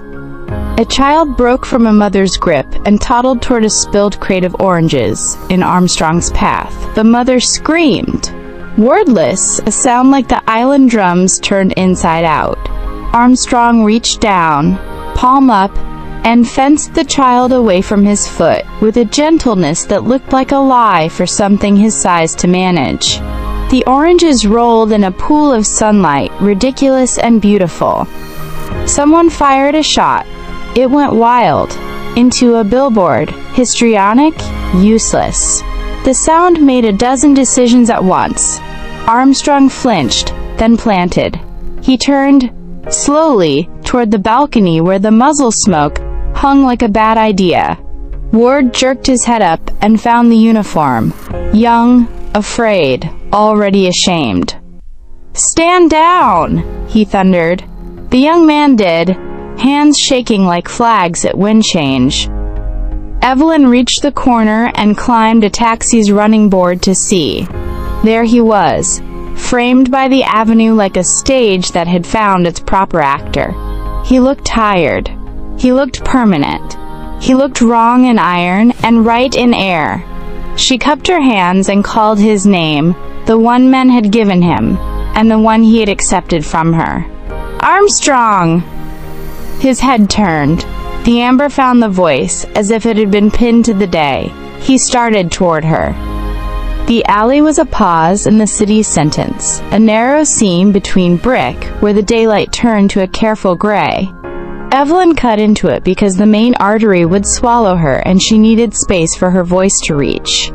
She turned twice, right then left, following a delivery boy's instinct for shortcuts she didn't know she had, and came out into a service lane where steam rose from a grate and laundry ropes crossed like low clouds. Footfalls shook dust from windowsills. Pigeons staged a low explosion and reassembled on a fire escape. Then he filled the alley's mouth, blocking the geometry. He stopped 5 strides in, because this corridor asked even giants to measure their edges. For a moment nothing moved but steam. Evelyn stepped forward, breath high and quick from running, and from living in a world too suddenly inclined to tilt. She lifted both hands. Not because he needed translation now, but because she did. Her palms remembered the deck. Her shoulders remembered the weight of a storm on a harness. "I'm here," she said, the same foolish, accurate words from the river shelf. "I'm here." Armstrong lowered himself to one knee because that turned the world into a better conversation. Brick groaned, a tin sign wobbled and rang. He leaned in until his face filled the air in front of her like a weather system. Up close she saw city dust on his muzzle and a sliver of glitter from a broken marquee stuck in his fur. She reached and plucked it out. It caught the light once and was gone. His breath warmed her hair. He angled his head fractionally, his way of not looming. The broken chain rings at his neck chimed softly as they settled. She laid her right hand on the scar that crossed his chest. The skin there was tougher, deceptively smooth, the memory of fire and iron translated into anatomy. His heart thrummed under her palm, scaled for his size, steady as a ship's engine. Behind her, clatter approached, the language of pursuit in a city that had learned it well. Ward slid into the alley first, hat gone, shirt dark with sweat, revolver holstered. He raised both arms to the men skidding behind him. "Back," he said, not loud, but absolute. "Give them room." He looked at Evelyn, and for once he did not recommend caution. He recommended speed by not recommending anything at all. Marcus's voice bled in after, thready and bright, narrating for cameras that couldn't fit. "The beauty and the beast," he cried, attempting to sound like a lyricist when he was a man counting seats. "Compassion tames." "Shut your mouth, Kane," Ward said without turning. Evelyn pressed her brow to Armstrong's for a breath that made the alley feel like a place given permission to quiet. "We have to move," she whispered. "Not to the river." "Not yet. They'll have the docks caged." She pointed up. Fire escapes ran like ladders toward a rectangle of sky crisscrossed by laundry. "Roofline," she said. "You can make it. From there we can cross 2 streets. There's a church with a tower and a green behind it. Trees, space. Then we choose again." He listened. The amber did that attentive narrowing that meant he was putting her words where he kept water routes and thunder and the map of iron. Sirens braided themselves tighter. From above, a new sound. The insect moan of biplanes circling to be dramatic or useful or both. Searchlights practiced on daylight. Thin swords waiting to fatten with dark. Armstrong set one hand carefully on the alley gravel and the other against the brick. The wall indented more than fell. He pulled himself upward, feet finding purchase where none had been intended for feet the size of small tables. He paused, reached his free hand down toward her, and flattened it beside the fire escape ladder so that the ladder was superfluous. She stepped onto his palm without thinking about what it meant to be a weight in that scale, and he lifted her to the first landing as if passing a lantern into a loft. Ward grabbed the ladder and climbed. Below, Marcus argued with a policeman about angles and the rights of the public to spectacle. Above, the sky prepared to be interesting. Twilight turned the city metallic, edges sharpened, colors withdrawn. By the time Armstrong gained the roofline, the first searchlight found courage. A white blade slid over brick and tar, licked the water towers into being, and moved on in a slow sweep. Another answered from the far side of the park. The beams crossed, uncrossed, practiced the handwriting of a hunt.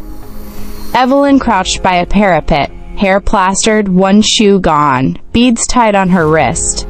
She pointed across an avenue to a low church whose green folded into shadow. "That," she said between breaths. "There first." Ward came up beside her, chest heaving, eyes judging distances like he judged seas. "2 roofs," he said. "1 alley. If we go now." Armstrong stood, a black cutout against a sky inked with the first stars the city permitted. Biplanes buzzed in small circles, banking for position, their wing lights winking like insects who believed themselves suns. He looked at them the way he had looked at the bats, a calculus for later. They ran the first roof, Evelyn sprinting the gravel between chimneys, Ward a step behind, Armstrong moving in a cautious slope that felt like the ground learning to carry him. A searchlight crawled onto them and flared white, erasing depth. Evelyn threw an arm over her eyes and kept going. Armstrong turned his face, not afraid, just unwilling to give that light his eyes. At the gap to the next building, he judged the span and set his hands. Brick protested. He laid himself across as a living bridge, shoulder to one parapet, feet braced on the other, and nodded once. Evelyn crossed on the ladder, bolted to his forearm bones, and down the slope of his hand. Ward followed, swallowing any amazement, because amazement could be done later if later existed. From the street, a cheer rose, ragged, astonished, because 1,000 witnesses had just seen a thing they would try for the rest of their lives to explain. Marcus's voice hunted for a microphone and found one. His version of events began to calcify into film, somewhere behind all this living. The second roof sloped toward the church green. Between lay a narrow alley and then a street with trolley lines. Sirens stitched the air into tighter cloth. The first biplane dropped 100 feet, too curious for doctrine, and a spotlight rode its belly like a silver eel. Armstrong lifted Evelyn in both hands and set her down in the churchyard, where shadow became friend rather than threat. She stumbled into grass, and the smell of damp soil shocked her with its ordinary mercy. Ward vaulted the fence and landed badly on one ankle, grimaced, waved her on. "Inside," he said. "We'll buy 5 minutes with doors." She shook her head. "He won't fit. And if they corner him against a nave, they'll call it God's permission." She stepped back to the fence and laid her hand on Armstrong's finger. "Here," she said. "We make our stand here." Searchlights converged. The green turned to stage. The biplane's engines stitched a tremolo above. Police formed a loose crescent at the street's lip. Some with guns down, some with hands open, all with faces that held a dozen versions of right and wrong. The crowd gathered behind them was a second crescent of open mouths and upturned chins. Marcus arrived with a news truck that coughed to a stop and flicked on a mast light that tried very hard to be a moon. He raised a megaphone. "For your safety," he called, and heard in his own tone the shape of a lie. "Remain behind the line." Armstrong bent, scooped Evelyn into one arm with the care of lifting a sleeping creature from a deck. She did not struggle. She put her hand on the old scar, the geography of him she knew. With the other arm he rested his knuckles on the green, a posture that was both readiness and restraint. He looked at Ward. The captain nodded once, as if to say, "I will speak man to men. You do what only you can do." Ward stepped into the crescent and lifted both arms. "Hold fire!" he shouted. "There are civilians. There is no clear shot. If you shoot through your neighbors." The words went into the crowd and pressed them back a step, not from fear, but from the recognition that bullets do not stop at intentions. A biplane banked lower, too low. Its engine coughed a little. The searchlight on the mast wheeled up and struck Armstrong full in the face. He flinched, not from pain, from the indecency. He answered in the oldest language he had. The roar rolled across the green, up the facades, into the open mouths of windows. It found the planes and made their pilots' grip sticks tighter. It found the police line and replaced a finger on a trigger with a thought about children behind glass. It held Evelyn inside itself without shaking her, because he owned his own force. The spotlight shook. The mast wobbled. The last line of the day drew itself. Armstrong, black against silver, cradling the one person the city could understand him by, roaring not to announce violence but to carve out a circle where none of the wrong tools would be used. Above, 3 biplanes turned in formation, their silhouettes cutting triangles from the sky. The searchlights crossed and fixed. The city drew breath for whatever name it would give what happened next. The churchyard was no longer sanctuary. It was a trap lit from every angle. Searchlights pinned Armstrong as though the city itself had grown new eyes. The beams cut the grass into harsh geometries, shadows thrown tall against the nave's stone walls. Biplanes circled like hawks above, engines droning, the cough of machine guns threatening from their bellies. Evelyn clung to Armstrong's scarred chest, beads at her wrists trembling with each of his thunderous breaths. She whispered words no one else could hear, words too small for his scale yet somehow enough to tether him. "You're not alone. Don't let them make you their monster." Captain Ward planted himself before the police line, revolver holstered, both hands raised to stop the shot that would make this night irrevocable. His voice cracked like a ship's cannon. "Hold fire! There are civilians!" But Marcus Kane's megaphone cut through. He stood atop a news truck, face pale with sweat but lit with zeal. "Contain him before he slaughters more innocents. For the city! For progress!" He gestured like a preacher. The cameras loved it. Armstrong shifted. The beams burned his amber eyes until they narrowed to furious slits. He let out a low growl that vibrated across the green and into every chest, even those hidden behind stone and steel. One biplane swooped too close, daring fate. Its searchlight caught Armstrong full in the face, bleaching silver fur to ghostly white. The roar came then, deeper than sirens, sharper than the bells that pealed from the church tower. Windows shattered.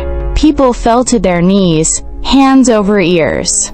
The biplane tilted, panicked, and veered skyward. "Move him!" Ward bellowed at Evelyn. "Get him out, before they stop listening!" Evelyn tugged at Armstrong's fur, directing him not as a commander, but as one hand guiding another through storm. He turned from the green, bent his shoulders low, and charged through the stone fence like paper. Debris exploded outward as he bounded into the streets, sirens screaming pursuit. The city had asked for a spectacle. It had received a siege. Armstrong barreled into the labyrinth of alleys, each step cracking cobblestones and shaking dust from windowsills. Sirens multiplied, bouncing between brick walls until it sounded as though the city itself howled. Evelyn clung to his shoulder as he scaled a fire escape, metal groaning, entire sections wrenching free under his weight. "Higher!" she cried, pointing. "They can't pin you if you stay above them." Armstrong understood in the way storms understand cliffs. He leapt, grabbing the roofline of a tenement.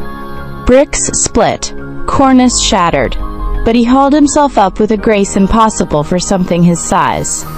Evelyn slid, but his hand closed beneath her, lifting her as gently as he had lifted the child in the avenue.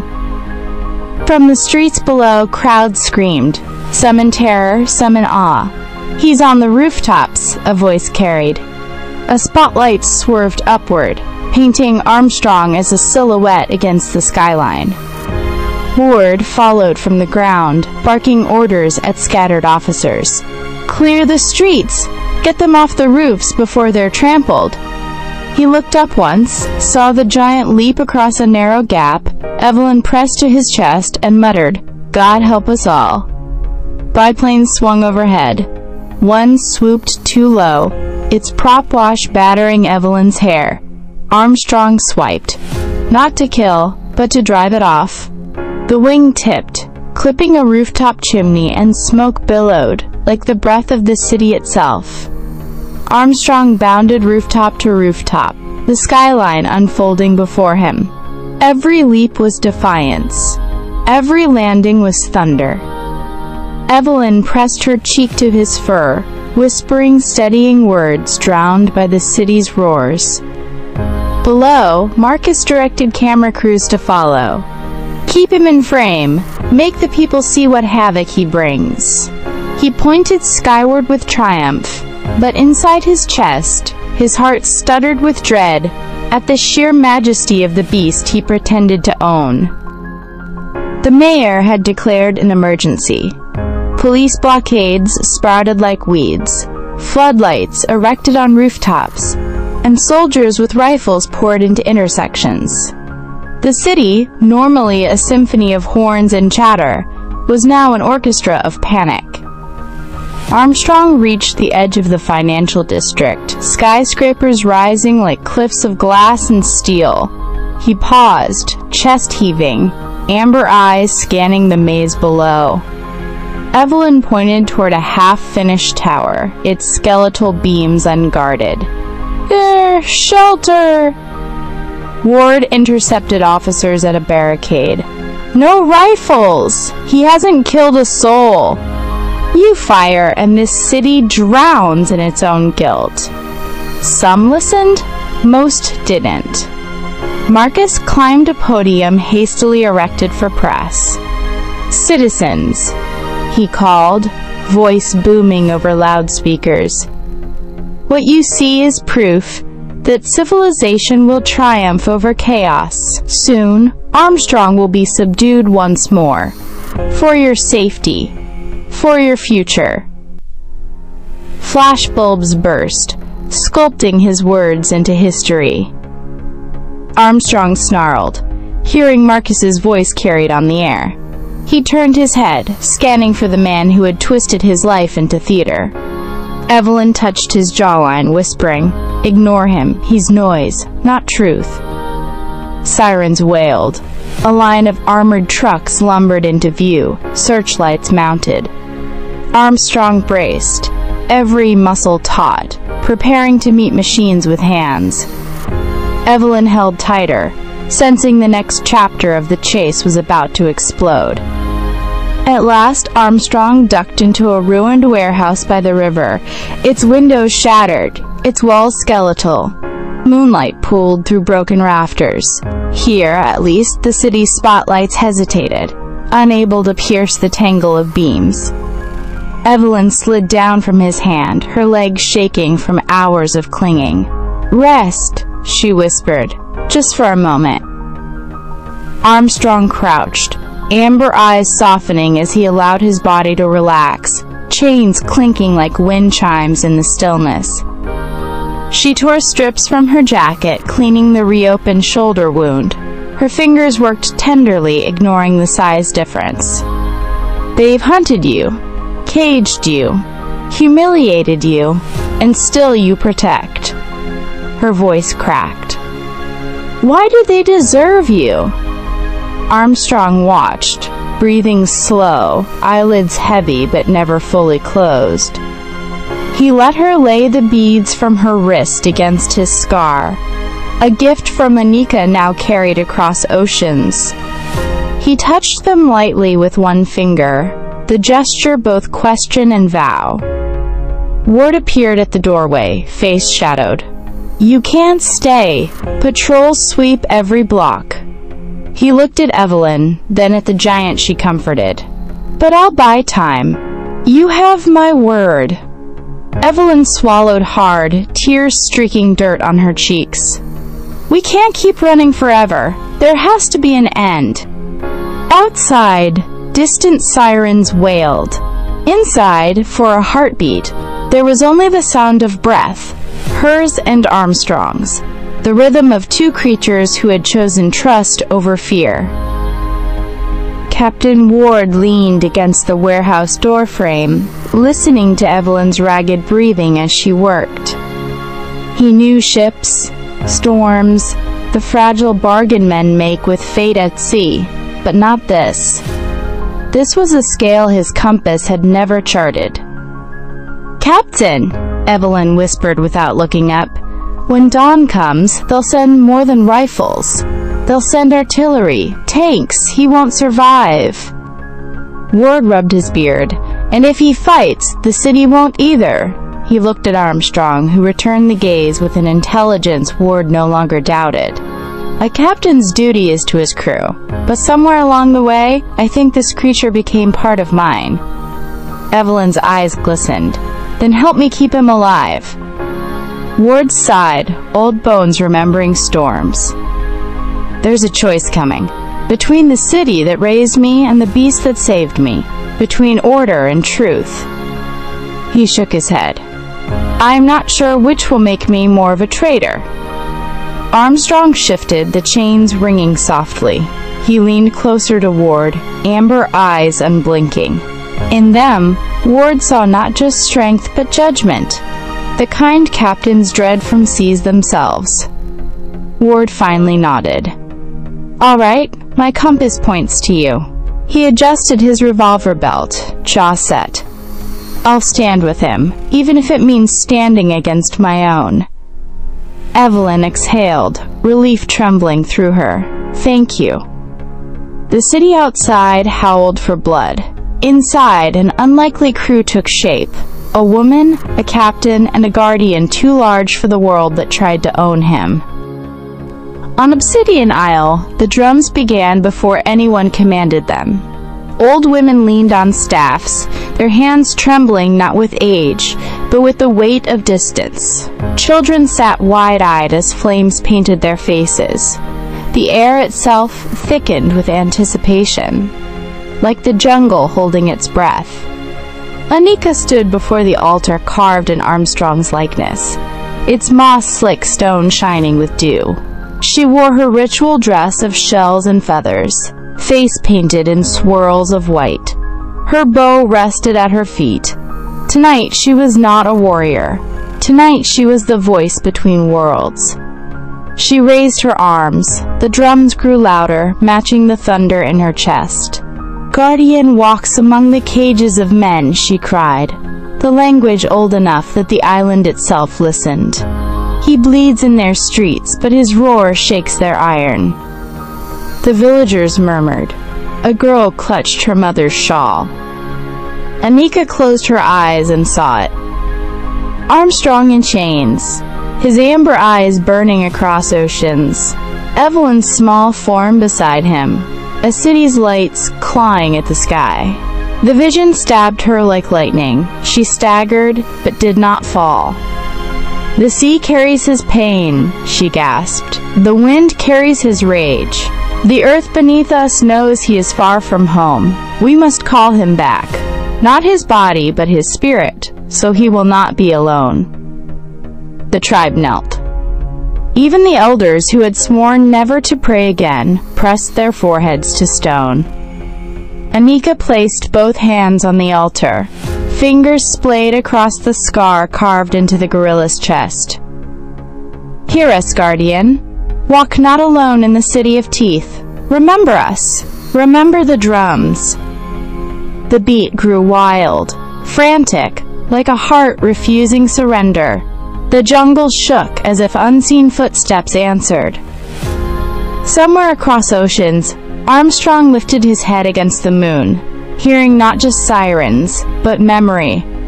Back in the city, Armstrong's escape dominated every corner. Newspapers flew off stands with ink still wet. Beast at large. City trembles. Radio announcers shouted over static, voices quivering between panic and performance. Crowds clogged intersections, some fleeing, others chasing, hungry for glimpses of legend. Markets closed early. Neon signs flickered warnings instead of prices. In bar rooms, men argued, some calling Armstrong a demon, others a saint betrayed. Women clutched children, whispering stories of the Guardian that had leaked from island mouths into city alleys. Armored cars roamed the avenues, soldiers bracing rifles on hoods. Police shouted orders drowned by fear. A single overturned trolley burned at the edge of a square, smoke curling like a banner of war. In a small flat above a bakery, an old immigrant woman lit candles by the window. "He is not beast," she told her grandson. "He is only lost." The boy pressed his face to the glass, eyes wide with awe, as Armstrong's silhouette thundered across the far rooftops. At City Hall, the mayor slammed his desk. "This cannot stand. We will be a laughingstock." His advisors nodded like pigeons, more worried about papers than people. Marcus stood in the corner, immaculate despite the chaos, offering himself as savior. "Give me the stage," he purred. "Let me shape the story before the beast shapes it himself." The city fractured, half terrified, half enchanted. Armstrong had become more than flesh. He was symbol, and symbols are harder to kill. The pursuit tightened. Floodlights carved the avenues into cages of light. Soldiers rolled tanks down boulevards, treads crushing cobbles into powder. Armstrong turned corners, ducking between tenements, his breath fogging in the cold night. Evelyn clung to his shoulder, her whispers steady anchors in the chaos. A tank roared from an intersection, its cannon swiveling. Armstrong paused, nostrils flaring. He could crush it. His fist could peel steel like bark. But Evelyn's voice cut through. "No, not them. Not like this." Instead, Armstrong seized a lamppost, wrenched it from the ground, and slammed it across the street like a barrier. Sparks flared as wires tore. The tank skidded, smashing into the makeshift barricade. The crew scrambled out, unhurt but stunned, staring up at the giant who had chosen mercy. The crowd erupted in conflicting cries. Some screamed monster, others cheered protector. A woman shouted, "He saved them!" and the word spread like fire. Marcus fumed, watching from a rooftop balcony. "No," he hissed. "He must terrify, not inspire." He signaled his cameraman to frame the chaos as carnage, cropping out the spared soldiers. "Show them what fear looks like." Armstrong turned another corner and faced a line of armed men blocking a bridge. He stopped, chest heaving, amber eyes burning, not with rage but with sorrow. He beat his chest once, not in challenge, but in warning. The sound rolled like thunder, rattling helmets. The men wavered, fingers trembling on triggers. Evelyn pressed her forehead to Armstrong's scar. "Keep going. We'll find a way through this fire." Marcus Kane could not allow the tide of sympathy to swell. In a smoke-filled parlor, he gathered men not in uniform but in shadows. Mercenaries, bruisers, men who carried weapons for coin rather than creed. Maps littered the table, marked with red X's along Armstrong's likely path. "You won't have the law at your back," Marcus said smoothly, lighting a cigarette. "You'll have something better. My money, and the applause of a city desperate for order." He slid envelopes thick with cash across the table. "Drive him into the trap. I want him recaptured, alive. Do it publicly, cameras rolling. Make me the man who saved this city from chaos." The leader, a scarred veteran, grunted. "And the woman?" Marcus's smile flickered. "Collateral if necessary, but she must be separated. The beast's weakness is not his chains. It's her." The men nodded, greed shining brighter than caution. Outside, the city wailed. Inside, the plot sharpened. Marcus poured a glass of brandy and toasted his own reflection in the window, where Armstrong's distant silhouette strode past smokestacks like a phantom. The ambush came on a wide boulevard choked with smoke. Mercenaries had blocked both ends with commandeered trucks, their headlights blazing like false suns. Molotovs smashed on pavement, flames leaping high to pen Armstrong in. Evelyn gasped, gripping his fur. "It's a trap!" Men poured from alleys, rifles cracking. Bullets sparked off Armstrong's chains, stinging but not stopping him. He shielded Evelyn with his body, absorbing the storm. His roar split the night, scattering some, but others advanced with nets and harpoons, like hunters rehearsing a cruel theater. One mercenary lunged and seized Evelyn, dragging her from Armstrong's side. She screamed, struggling as they pulled her toward a truck. Armstrong's eyes blazed, amber ignited into fury. He charged, smashing aside cars, his fists cratering asphalt. The mercenaries fired, but their lines broke like reeds in a flood. Armstrong ripped the truck in half with one heave, tossing its pieces into the street. He plucked Evelyn from the man's grasp, lifting her high against his chest. "Got you," she sobbed, tears streaking soot. "I knew you'd come." The surviving mercenaries fled into shadows, their courage drowned. Marcus, watching from a balcony above, ground his teeth until his jaw ached. "So be it," he hissed. "If I cannot chain him, I will bury him." The fire crackled. Armstrong stood in the boulevard's glow, holding Evelyn safe while the city's sirens closed in. The skyline glittered like a forest of steel spears. Armstrong moved among them, his massive form dwarfing cars and rooftops alike. Every siren, every floodlight, herded him toward the heart of the city. The tallest tower, still new, its crown unfinished and bristling with scaffolds. Evelyn, nestled in his hand, pointed. "There! They won't follow so high, you'll have space." Amber eyes rose to the tower. It was not the jungle, but it was vertical. Challenge, refuge, altar.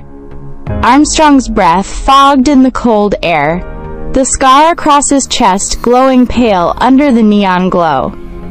The streets below churned with chaos, civilians fleeing, police forming half-hearted lines, journalists climbing lampposts for better shots. Marcus, following in a black car, leaned out the window, shouting to his cameramen. "Keep him framed against the tower! The bigger the backdrop, the bigger the legend." Captain Ward, his uniform torn and grimy, barked orders to officers. "Clear the cross streets! Get them back, damn it!" He looked up, saw Armstrong's gaze fixed on the tower, and muttered, "God help us if he reaches it." Armstrong crouched, muscles coiled. With a roar that rattled glass, he launched upward, clinging to the lower ledges of the skyscraper. Concrete cracked, scaffolding bent, and the tower groaned under the weight of a myth reborn. Sirens wailed like mourning hymns as the city emptied its lungs. Police barked orders through megaphones. "Clear the streets! Evacuate the square!" Families poured from tenements, clutching children and small bundles of possessions. The skyscraper's shadow swallowed blocks where people had lived all their lives. Ward stood in the thick of it, directing traffic like a captain on a storm deck. "South! Head south!" he shouted, waving panicked crowds away from the tower. His men formed human chains to funnel civilians. At a corner, an old man clutched a violin case. "I won't leave it!" he cried. Ward grabbed his arm. "Then carry it fast, old-timer. The city doesn't need heroes tonight." Above them, Armstrong climbed higher, every motion visible like lightning painted across stone. Some citizens screamed, others stopped, staring with wonder. A mother hushed her child, but the boy whispered, "He looks lonely." Evelyn could hear the exodus from her perch in Armstrong's palm. The sound was not anger but fear, a tide pulling away. Her heart clenched, "They don't understand you," she whispered, "but maybe someday they will." The tower's steel bones vibrated under Armstrong's climb. Rivets popped like gunshots. Scaffolds twisted into ruin behind him. Wind whipped harder the higher he climbed, tugging Evelyn's hair into her eyes. She pressed herself into his chest, trusting his massive hand to shield her from the void. Spotlights tracked him like predators. From rooftops below, soldiers fired flares, each exploding into cruel stars around his silhouette. Armstrong ignored them, intent on the climb. His amber eyes reflected only the goal: height, sky, freedom. A plane dived too close. Its wingtip grazed a scaffold, sending it collapsing like a skeleton. Metal rained down, smashing cars and awnings below. Evelyn gasped. "Faster, Armstrong!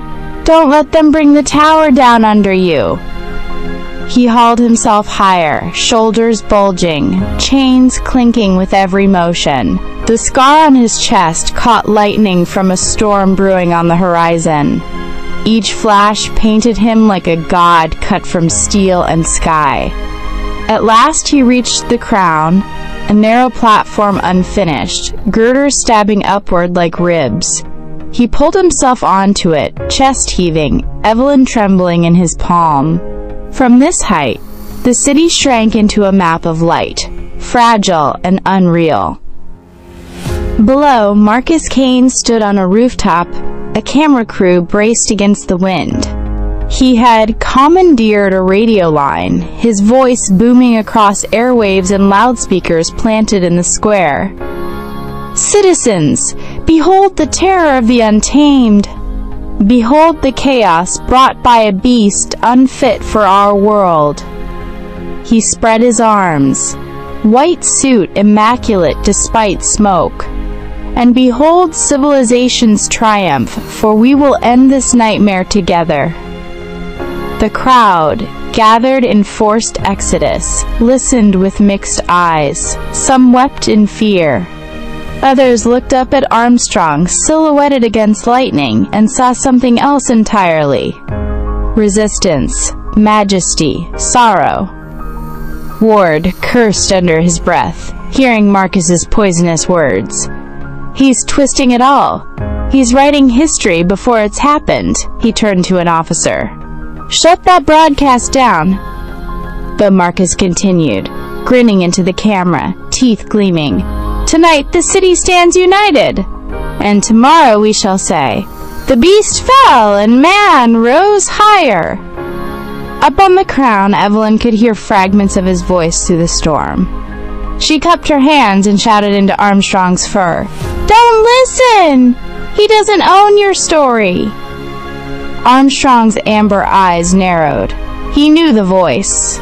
He remembered it from chains and chloroform.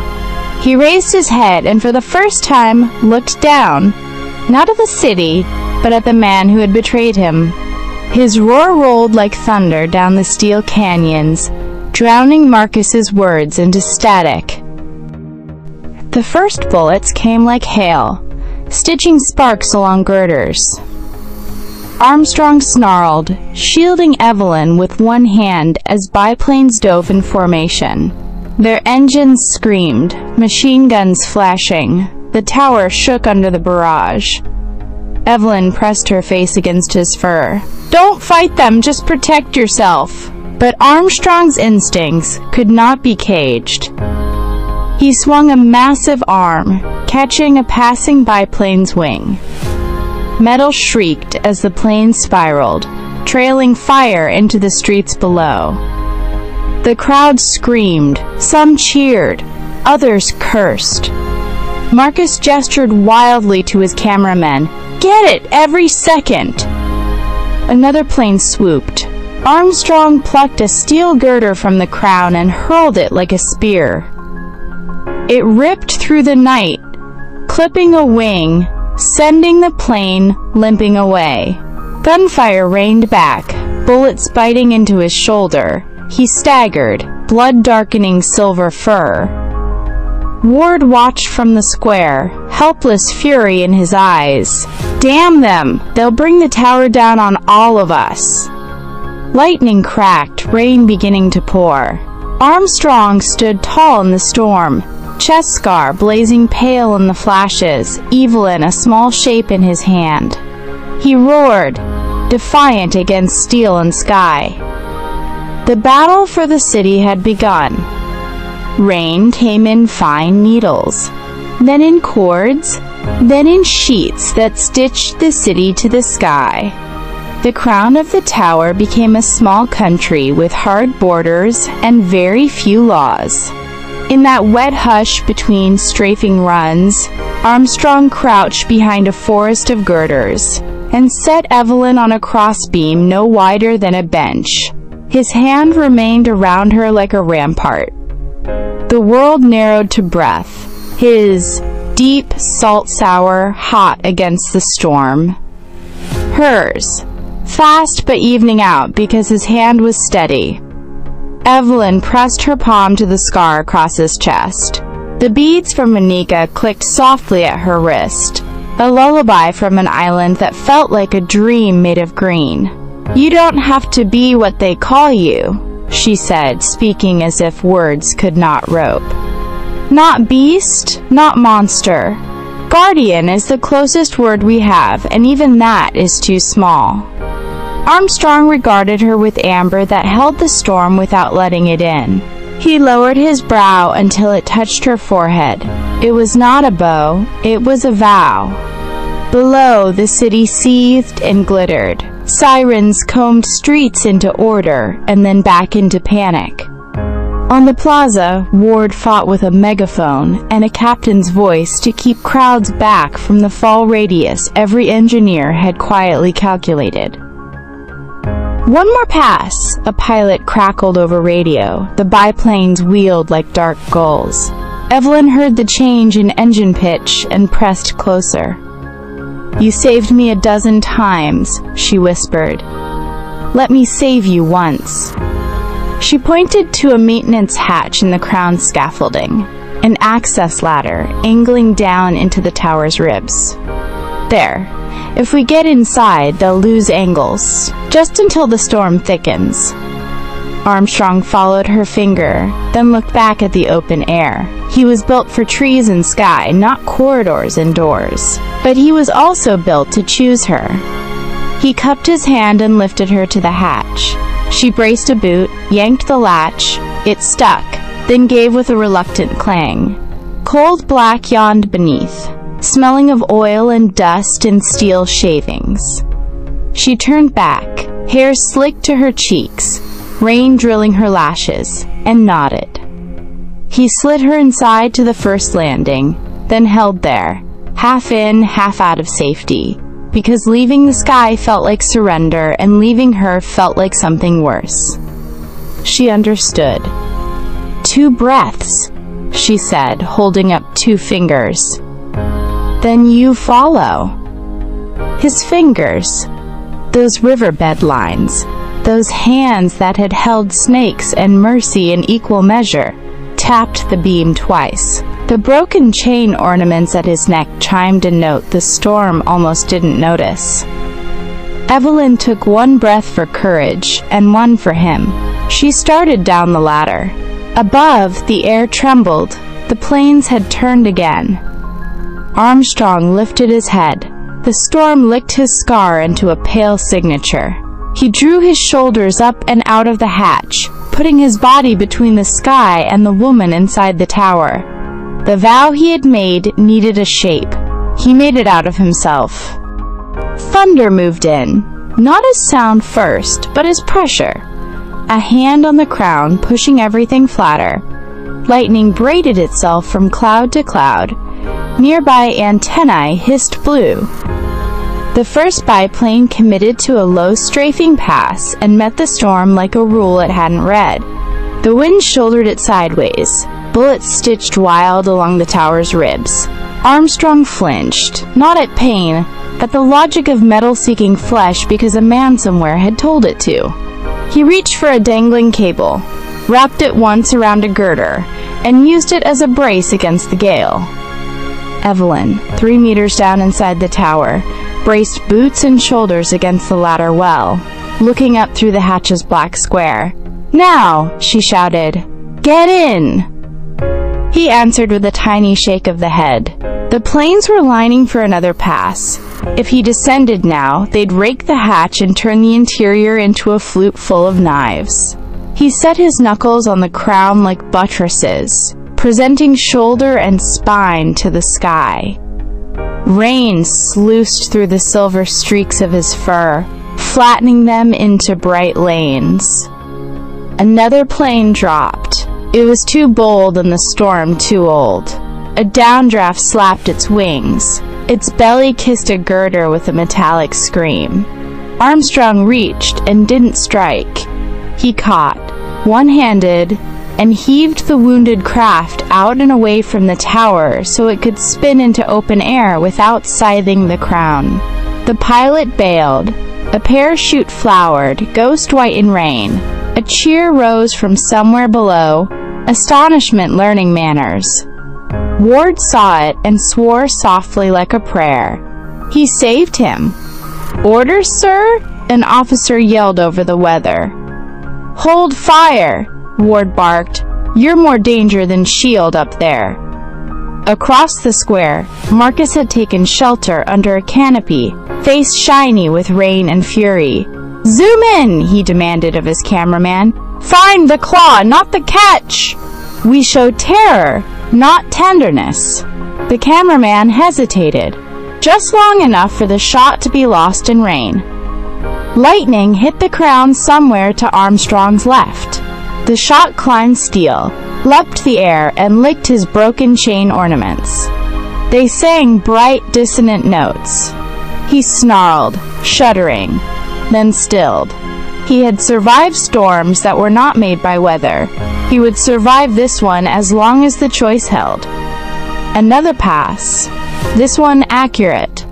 Bullets walked up the girder, found muscle, punched lines of heat across his back. He hunched, breath exploding white in the cold, and did not move his hands from their work of shelter. "Please," Evelyn whispered to the shaft, to him, to anything that governed rain. "Please." The storm answered with a brief mercy. Fog lifted off the river and rolled in, swallowing light into softer shapes. For a minute the plains were ghosts, and the searchlights carved only milk. Armstrong angled his body, guided by Evelyn's voice, and eased backward, until one hand found the hatch edge. He lowered himself into the mouth of the tower, still blocking sky, becoming a door with a heartbeat. Below, Ward's men cleared the last gawkers from the arc of ruin the tower could still make.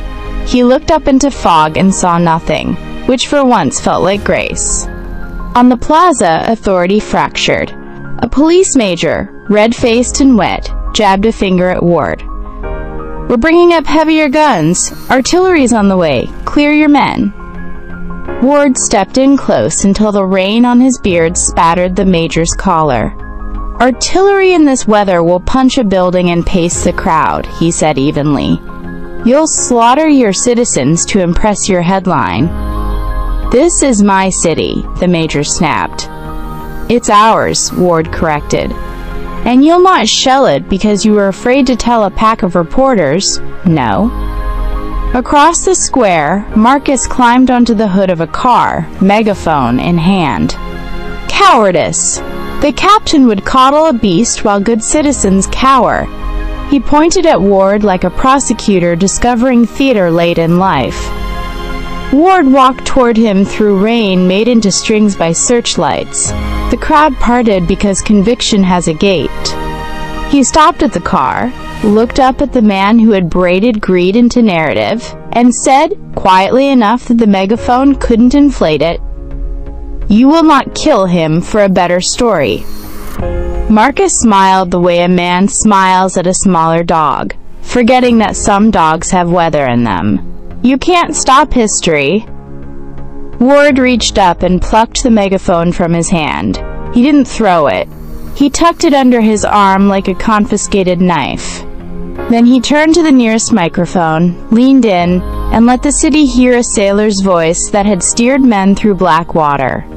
"Stand down," he said to police, to soldiers, to anyone with a hand on a louder lever. "Hold fire. Evacuate the last blocks. Keep your families under roofs.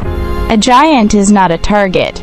He is a weight we will all carry if we make the wrong calculation." The words went out over 2 stations before a technician yanked a plug. It was long enough. Their echo took purchase in 100 heads that were not interested in being the hand that slipped. Marcus, robbed of stage, lunged for Ward. The captain didn't raise a fist. He pivoted, and the producer went to wet pavement with a grunt that startled him more than the impact. 2 longshoremen stepped in, quiet, competent men who had moved rollers under impossible tonnage. They stood over Marcus with their hands in their pockets in the exact way that says, "Not today." Ward looked up at the tower. The fog, the glow where the crown must be, the way searchlights made hymns by accident. "Buy him time," he told the officers who had chosen to listen. "That's all I'm asking. It is sometimes all a miracle needs." Inside the hatch, the tower became a throat of steel. Evelyn descended 2 landings, breath hitching from cold and fear, and the admission of both. From above, Armstrong's shadow blotted and unblotted the square of dim light as he shifted to keep the opening covered. "Come," she called up, voice hoarse. "Please, we can go down together." He lowered his face to the rim, amber enormous in the gloom, rain streaking off his jaw in small rivers. She reached up. Her fingers touched his lip, absurd and right. "I won't leave you," she said. A plane screamed past outside, bullets pattering the crown in a hot, brief storm. He did not answer with sound. He answered by sliding his hand down until his fingers could reach her. He hooked the ladder with a knuckle and lifted. Not hard enough to break, just enough to bring her closer so he could see her eyes. There he read what he had always followed. The map, the route, the home that wasn't land. He placed her gently on a lateral beam inside the tower, where cross-bracing made a small cradle. He turned her shoulders with a finger so the beam's webbing would catch her if she slipped. He lifted the shell bead bracelet with nail-tip delicacy and pressed it back against his scar. Then he set her hand on the bolt head that would be her anchor, and nodded once, a sailor's sign to a sailor. "No," she breathed, understanding too late. "Don't. Armstrong, don't." He climbed back into the mouth of the hatch and out onto the crown. He did it with the slow care of a man folding a letter because he knows it may be read after he's gone. He took his place against the storm, not crouched now but standing, broad and high, making himself the target the shots craved, so the hatch would be forgotten as a smaller prize. Evelyn scrambled to the rim, hands bitten by wet steel, voice breaking herself against his name. "Armstrong!" He turned his head the smallest degree and looked at her through rain. The amber held no fear, only decision. He touched the chest scar with 2 fingers, then her, then the open sky. She understood the grammar only because he let her. "This is where I am. This is where you are. This is what I hold." From below, a murmur rolled through the square, as if the city had caught the shape of that exchange and felt shy of witnessing it. The storm slackened a hair, the kind of pause bullies mistake for consent. The planes formed for a cleaner run. Engines synchronized. 3 biplanes arrowed in from the riverside where fog had thinned to a bruised translucence. Machine guns opened. Tidy lines of hate. Bullets found flesh that had no more room for them. They wrote their brief names across Armstrong's shoulder and ribs. Red wrote longer answers down his flank. He did not crouch. He widened his stance. He set his knuckles to steel and kept his chest angled to the guns so his body would be wall and roof for the hatch. Rain washed his fur into dark rivulets that made the silver streaks shine like tracks on a map at night. Evelyn screamed, the sound small and huge in the shaft. "Stop! Stop!" She could not climb out. If she did, she would pull his attention where it could not afford to go. She pressed her forehead to her knuckles and invented prayers without words. Ward, far below, saw the formation and the way the giant held, and some part of him broke that had spent a lifetime not breaking. "Stand down!" he shouted at the sky as if breath could jam a gun. "He's holding the—" But wind ate the rest. Marcus, soaked and shivering, saw it too and tried to reorder the picture into something that made him central. "Closer!" he urged his cameraman. "Closer!" The man didn't move. Sometimes weather happens inside spines. This was one of those times. The first pass raked. The second came on a slightly lower line, greedy for conclusion. Armstrong's left leg buckled, then straightened by will more than tendon. The broken chain ornaments at his neck rang a small, bright chaos under the bigger one. He reached, not at a plane, at a girder, and tore it free in a shower of sparks. He swung once, not to swat, but to ward, to make space, to tell the air there was still a geometry here other than harm. The third plane adjusted, skimming higher, bullets chewing only steel this time. Lightning came back to sign the page. It sketched him in white, the diagonal scar, the amber eyes that did not go wild but went wide with keeping. He inhaled, and somewhere Evelyn felt that breath pass through her bones because it had learned that route on a ship's deck. The planes banked for their turn. Men on rooftops lowered rifles they hadn't meant to fire and covered their faces with their hands, because the math of the moment had done itself. Armstrong swayed. His hand found the hatch, rim by habit now, the way a man in a gale finds a trusted rail without looking. Evelyn rose to her knees in the shaft, soaked, shaking. "Please," she whispered, and then louder, the word terrified and commanding at once. "Enough." He looked down one last time. 1,000 feet of wet air and light lay between their eyes, and it wasn't enough to keep meaning from crossing. He touched the rim with the backs of his fingers, a tender, impossible gesture made of stone and rain, and then turned his head toward the sound of returning engines. The third run began. He drew breath and bared his teeth, not in rage, in refusal. He met the sky. The guns opened. Black flecks jumped from fur. Red answered. His right hand slipped from the rim and caught again. The crown shuddered and held. He did not yet. The city did a single involuntary thing together. It flinched.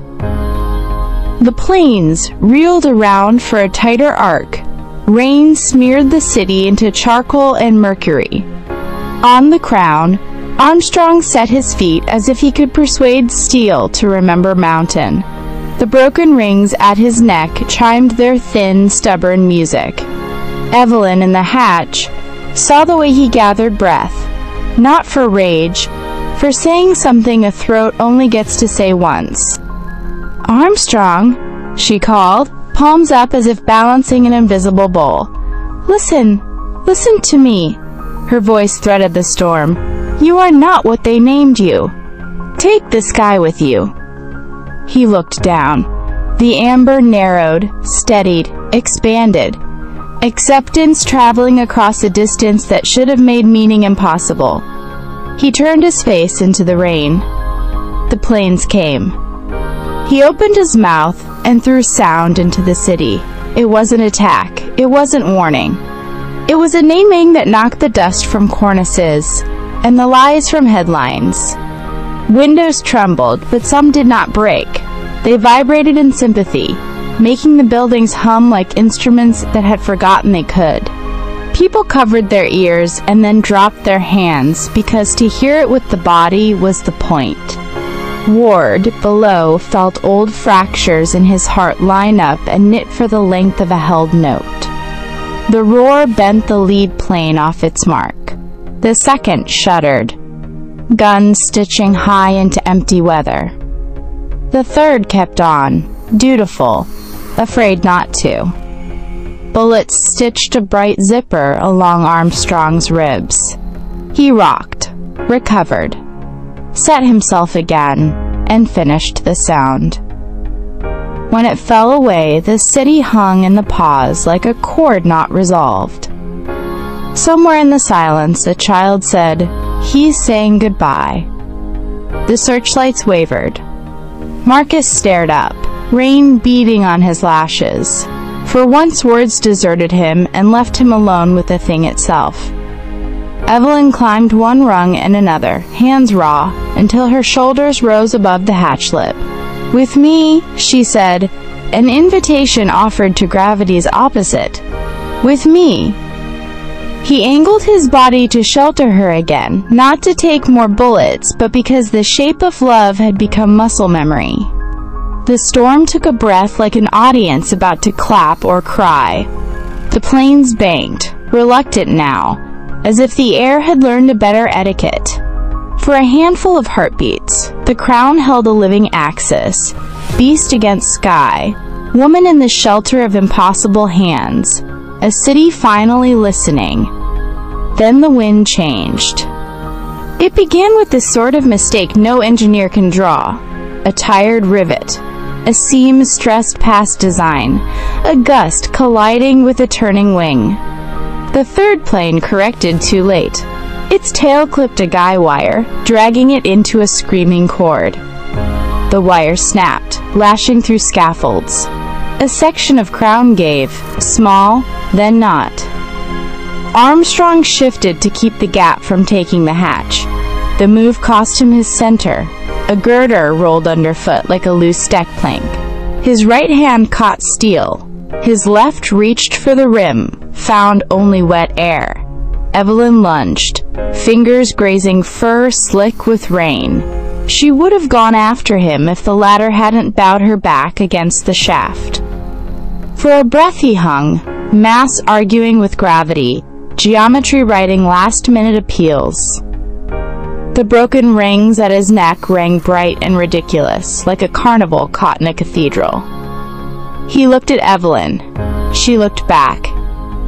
Words were useless, which is sometimes a mercy. He let go. He did not tumble. He fell with control, shoulders squared, back toward the crown so the tower wouldn't shear him in two. For an impossible second, the searchlight skated along his chest, lighting the diagonal scar into a pale signature hung in night. Rain lifted off him in a halo. The city drew its breath and held it like a held string. Ward saw the drop begin and moved before thought. "Back!" he roared, driving the last line of people off the plaza's kill box.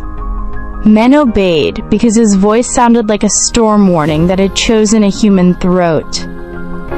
Marcus, frozen, raised a hand that had never lifted anything heavier than a script, and found it had no weight here. His cameraman, blurry with rain, no lover of poetry, lowered the lens because the human eye was enough for this. Armstrong struck. He hit the avenue, not the crowd. Asphalt heaved. A wave of broken stone ran like a dark tide into building bases. Windows blew inward. Street lamps bowed.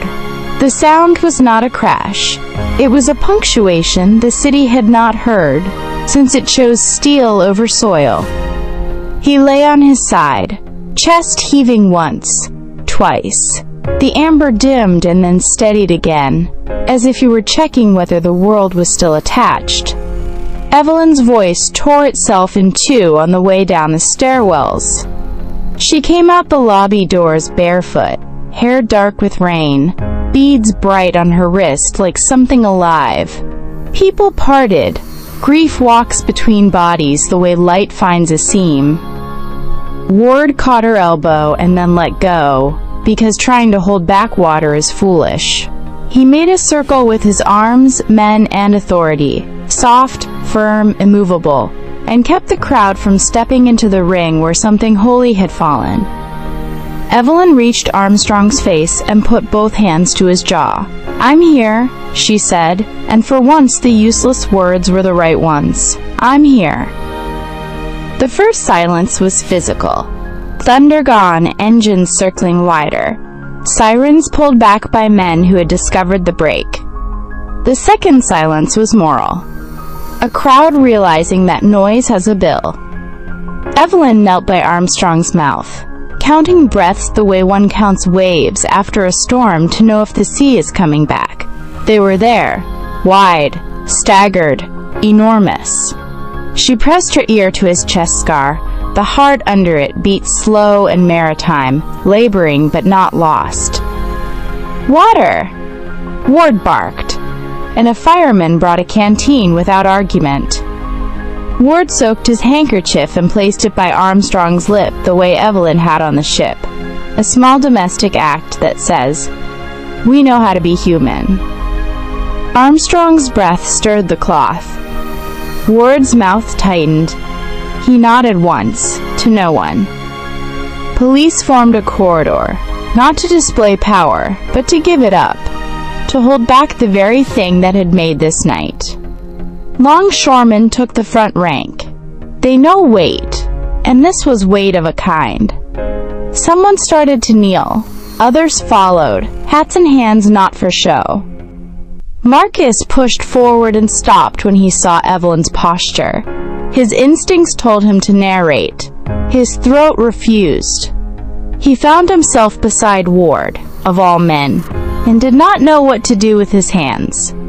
Above, the tower glowed in a broken geometry. The planes kept their distance, their engines now the sound of shame commuting home. Armstrong opened his eye. The amber was dim lamp, steady in wind. It slid to Evelyn, to Ward, to the circle that had chosen to stand quiet. He lifted his right hand, trembling, heavy as weather, and curled it until a single knuckle rested near the woman's hip, not touching. The gesture was permission. "I can stop holding up the sky. You will hold the rest." Rain softened into ordinary. Somewhere, far off, a church bell counted a number no one caught because it wasn't the number that mattered. Armstrong exhaled. The breath left like a tide drawing down. It did not return at once. The city held its chest still, as if to share the test. Time buckled. The city telescoped to a circle of wet pavement and a face the size of a small hill. Evelyn wiped rain from Armstrong's eyelid with the side of her thumb. "Stay," she whispered, knowing he had stayed as long as he could. "Or go where it doesn't hurt. I'll meet you there in the telling." She took the shell bead bracelet from her wrist and set it on the diagonal scar, arranging it so the feather lay where lightning had once found him. The beads looked small and very brave. He drew a fractional breath that lifted them and settled them again, the gentlest tide. She laughed once, the sound people make to keep from breaking, and then couldn't. Ward crouched opposite, joints cracking, old ship bones paying their due. "You did what captains do," he said to the giant, voice rough. "You kept your charge." To Evelyn, softer, "I'll keep mine." Armstrong's fingers shifted, carving a shallow arc in grit. He was drawing nothing, making space. Evelyn moved into it until her hip touched the warm ridge of his hand. She set her palm to the place under his eye, feeling lashes against her skin like wet grass. For a heartbeat, the city was only breath and contact. He exhaled again, longer this time. The amber dimmed, then sparked back. a pilot light refusing decorum. Evelyn leaned close enough that his breath warmed her ear. "Thank you," she said, the two words she had left that weren't made of sorrow. He closed his eye. Slowly, a curtain with dignity, the hand by her hip loosened. The broken rings at his neck slid, chinked once, and went still. Evelyn bowed her head. The rain tapped her scalp like a hand. She counted to 10, to 30, to a number that could hold the shape of him, and stood, because grief sometimes needs standing. She turned and faced the microphones that had materialized like mushrooms after storm. Ward rose with her. Marcus hovered, a moth not sure which light to choose. Evelyn's face had the calm of a sea when it recognizes the moon. "Don't say anything yet," Ward whispered. "I have to," she answered, voice steadying as it found its use. "Before anyone else names him." She stepped at the microphones, and for once they acted like instruments waiting for a conductor, rather than dogs straining at a leash. The crowd leaned in, not to devour, but to receive. "His name is Armstrong," Evelyn said. "He was called Guardian by people who knew him, and Monster by people who needed that word to feel safe. He protected me. He protected you. He hurt us only when we demanded a show of our own cruelty." She let her gaze find Marcus, not accusing, curing him of the fiction that he was invisible. He was taken from his home by lies we told about discovery. A murmur moved through the crowd. Some of it was a yes. "He did not fall because he was wild," she continued. "He fell because we were." She placed her hand on the broken air in front of her, as if shaping a thing. "There will be statues. There will be films. If we make them, let them tell the part where he chose not to kill us even when we gave him reason." Ward stepped to her side and took a microphone without asking permission. "I am Captain Elias Ward," he said, like a man signing a logbook after a hard watch. "I stood on the wrong side too long tonight. I obeyed orders that had no captain in them. If blame is a cargo, I will take my tonnage." He looked at the police ranks, the soldiers, the crews. "There will be no artillery in these streets. There will be no firing line over a body." He turned to the longshoremen. "You men who move weight, help me lay him with honor." Marcus edged forward, mouth opening. "The city deserves the truth." Ward finished for him, not looking. "It deserves the truth." Cameras clicked, but the sound had changed. It was no longer hunting. Evelyn nodded to Ward.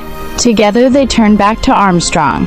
The longshoreman came, quiet and competent, with canvas and timber cribbing, the same gear used to cradle boilers and bells. They spoke in short syllables, the language of men who know how to lift what can't be lifted. Marcus lingered at the edge of the circle, a man calculating new angles in a geometry he no longer ruled. A protest sign, "Science Without Chains," leaned against a lamppost near his shoe. He did not pick it up. He could not seem to step away from it either. Above them, the broken crown of the tower gathered fog. The city shivered, then stilled, then listened to its own quieter heart. Ward took his coat off and laid it across Armstrong's shoulder, a gesture that would not warm anything, and mattered anyway.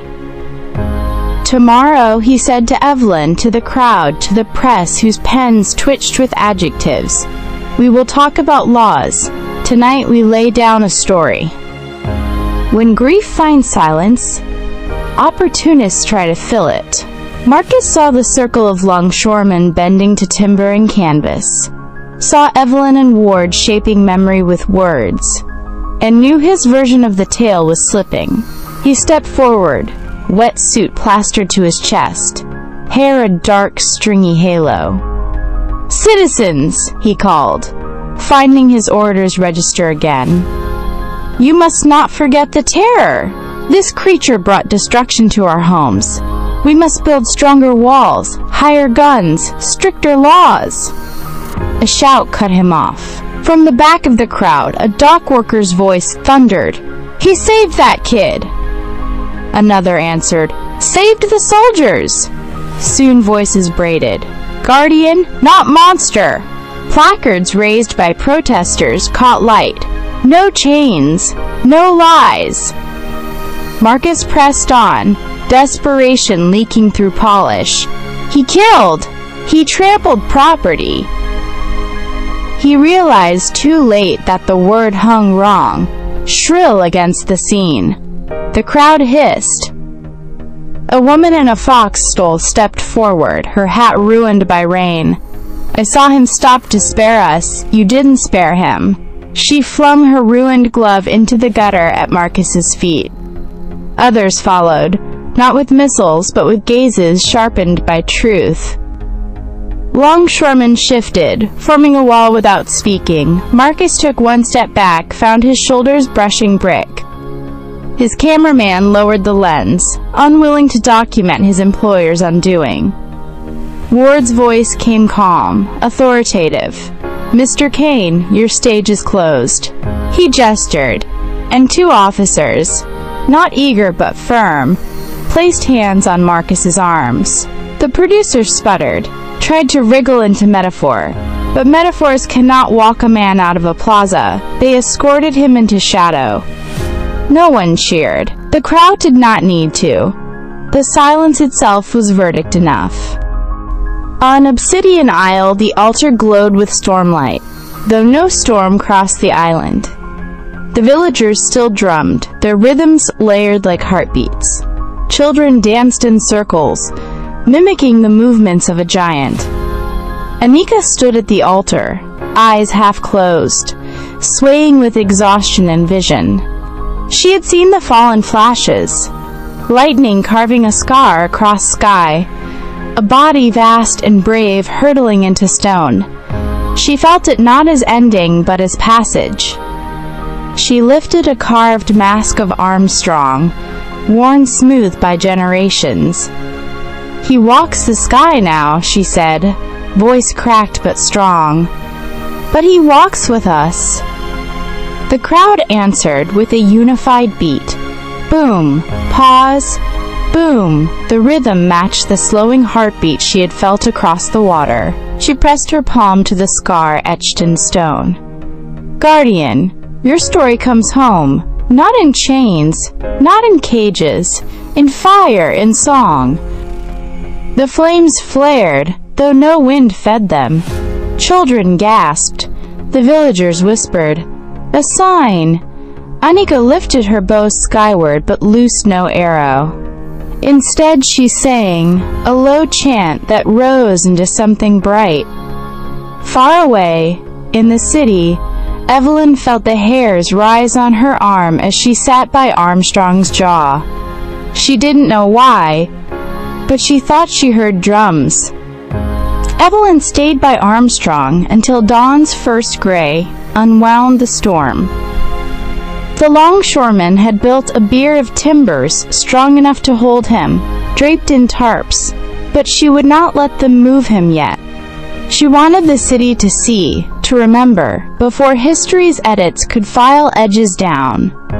She stood, wet hair plastered, and faced the crowd again. Her voice carried not because it was loud, but because grief had carved it into steel. "They will write lies tomorrow," she said. "They will try to make him only a monster, or only a spectacle. I swear to you, I will not let that happen." She touched the beads on his scar. "This bracelet is witness. These scars are witness. And I am witness." Ward stepped beside her, nodding. "So am I." His eyes swept the crowd. "We'll speak his name until no one can erase it." Reporters scribbled, slower now, unsure how to trim her words into neat columns. A woman handed Evelyn a flower, crushed, rain-petaled. Evelyn laid it on Armstrong's jaw. Others followed. Daisies, roses, sprigs pulled from window boxes. Soon the plaza's edge was a garden sprouting in asphalt cracks. Evelyn lifted her chin. "Armstrong will not vanish. He will walk in our telling. The day unfolded quietly. Where sirens had screamed, bells tolled. People brought their children not to gape, but to teach. "Remember," fathers said. "He spared us," mothers added. Artists sketched on sidewalks. Armstrong rearing against planes. Armstrong crouched with Evelyn. Armstrong lying in rain. Musicians played soft dirges that turned into hymns. Ward organized crews to clear rubble, but always they moved gently around the plaza where Armstrong lay. Police officers who had once raised rifles now lowered heads as they passed. At noon, the mayor arrived, flanked by guards. He began to speak, but the crowd turned away. Words from his lips had no currency here. It was Evelyn's voice, and Ward's silence that carried weight now. By evening, the flowers had become a river, curling along Armstrong's arm and pooling near his hand. Children set toys beside blossoms. Tin soldiers, wooden horses, a marble. Each gesture said, "You are ours, even if we failed you." For once, the city did not rush. It lingered, reverent, as if trying to balance the ledger of what it had taken. Night again. The plaza glowed with candles where lamps once screamed. Evelyn sat cross-legged beside Armstrong's head, eyes rimmed red but steady. Ward stood sentinel a few paces off, coat draped heavy on his shoulders. The city, finally quiet, felt like a ship at anchor after a brutal voyage. Evelyn closed her eyes. Sleep came brittle, but it came, and with it, a vision. She was on Obsidian Isle. The jungle rustled with familiar sounds. Cicadas, parrots, the hush of palm leaves. She walked barefoot through dew-wet grass, until she came to a clearing. Armstrong stood there, not in chains, not in wounds, but tall and whole, silver-streaked fur radiant in moonlight. The diagonal scar still marked him, but now it shone like a badge, not a wound. He looked at her, amber eyes soft as the tide. She raised her hand. He lowered his head until their foreheads touched once more. Around them, Anika and the villagers beat drums, not of warning, but of welcome. The altar glowed, flowers blooming impossibly fast along its base. "You are home," Evelyn whispered. Armstrong roared then, not with defiance, but with joy. The sound rippled through trees, across sea, into stars. She laughed through tears. "Yes, you're home." The vision faded. Evelyn woke, with dawn creeping. Armstrong's body lay as it had, still and monumental, but her chest was lighter. She knew what she must do, carry him back in story, in song, in truth. She touched the bracelet against his scar one last time. "Armstrong," she said, steady and soft, "you will walk forever." The city stirred. Bells tolled again. A legend had been born. The end.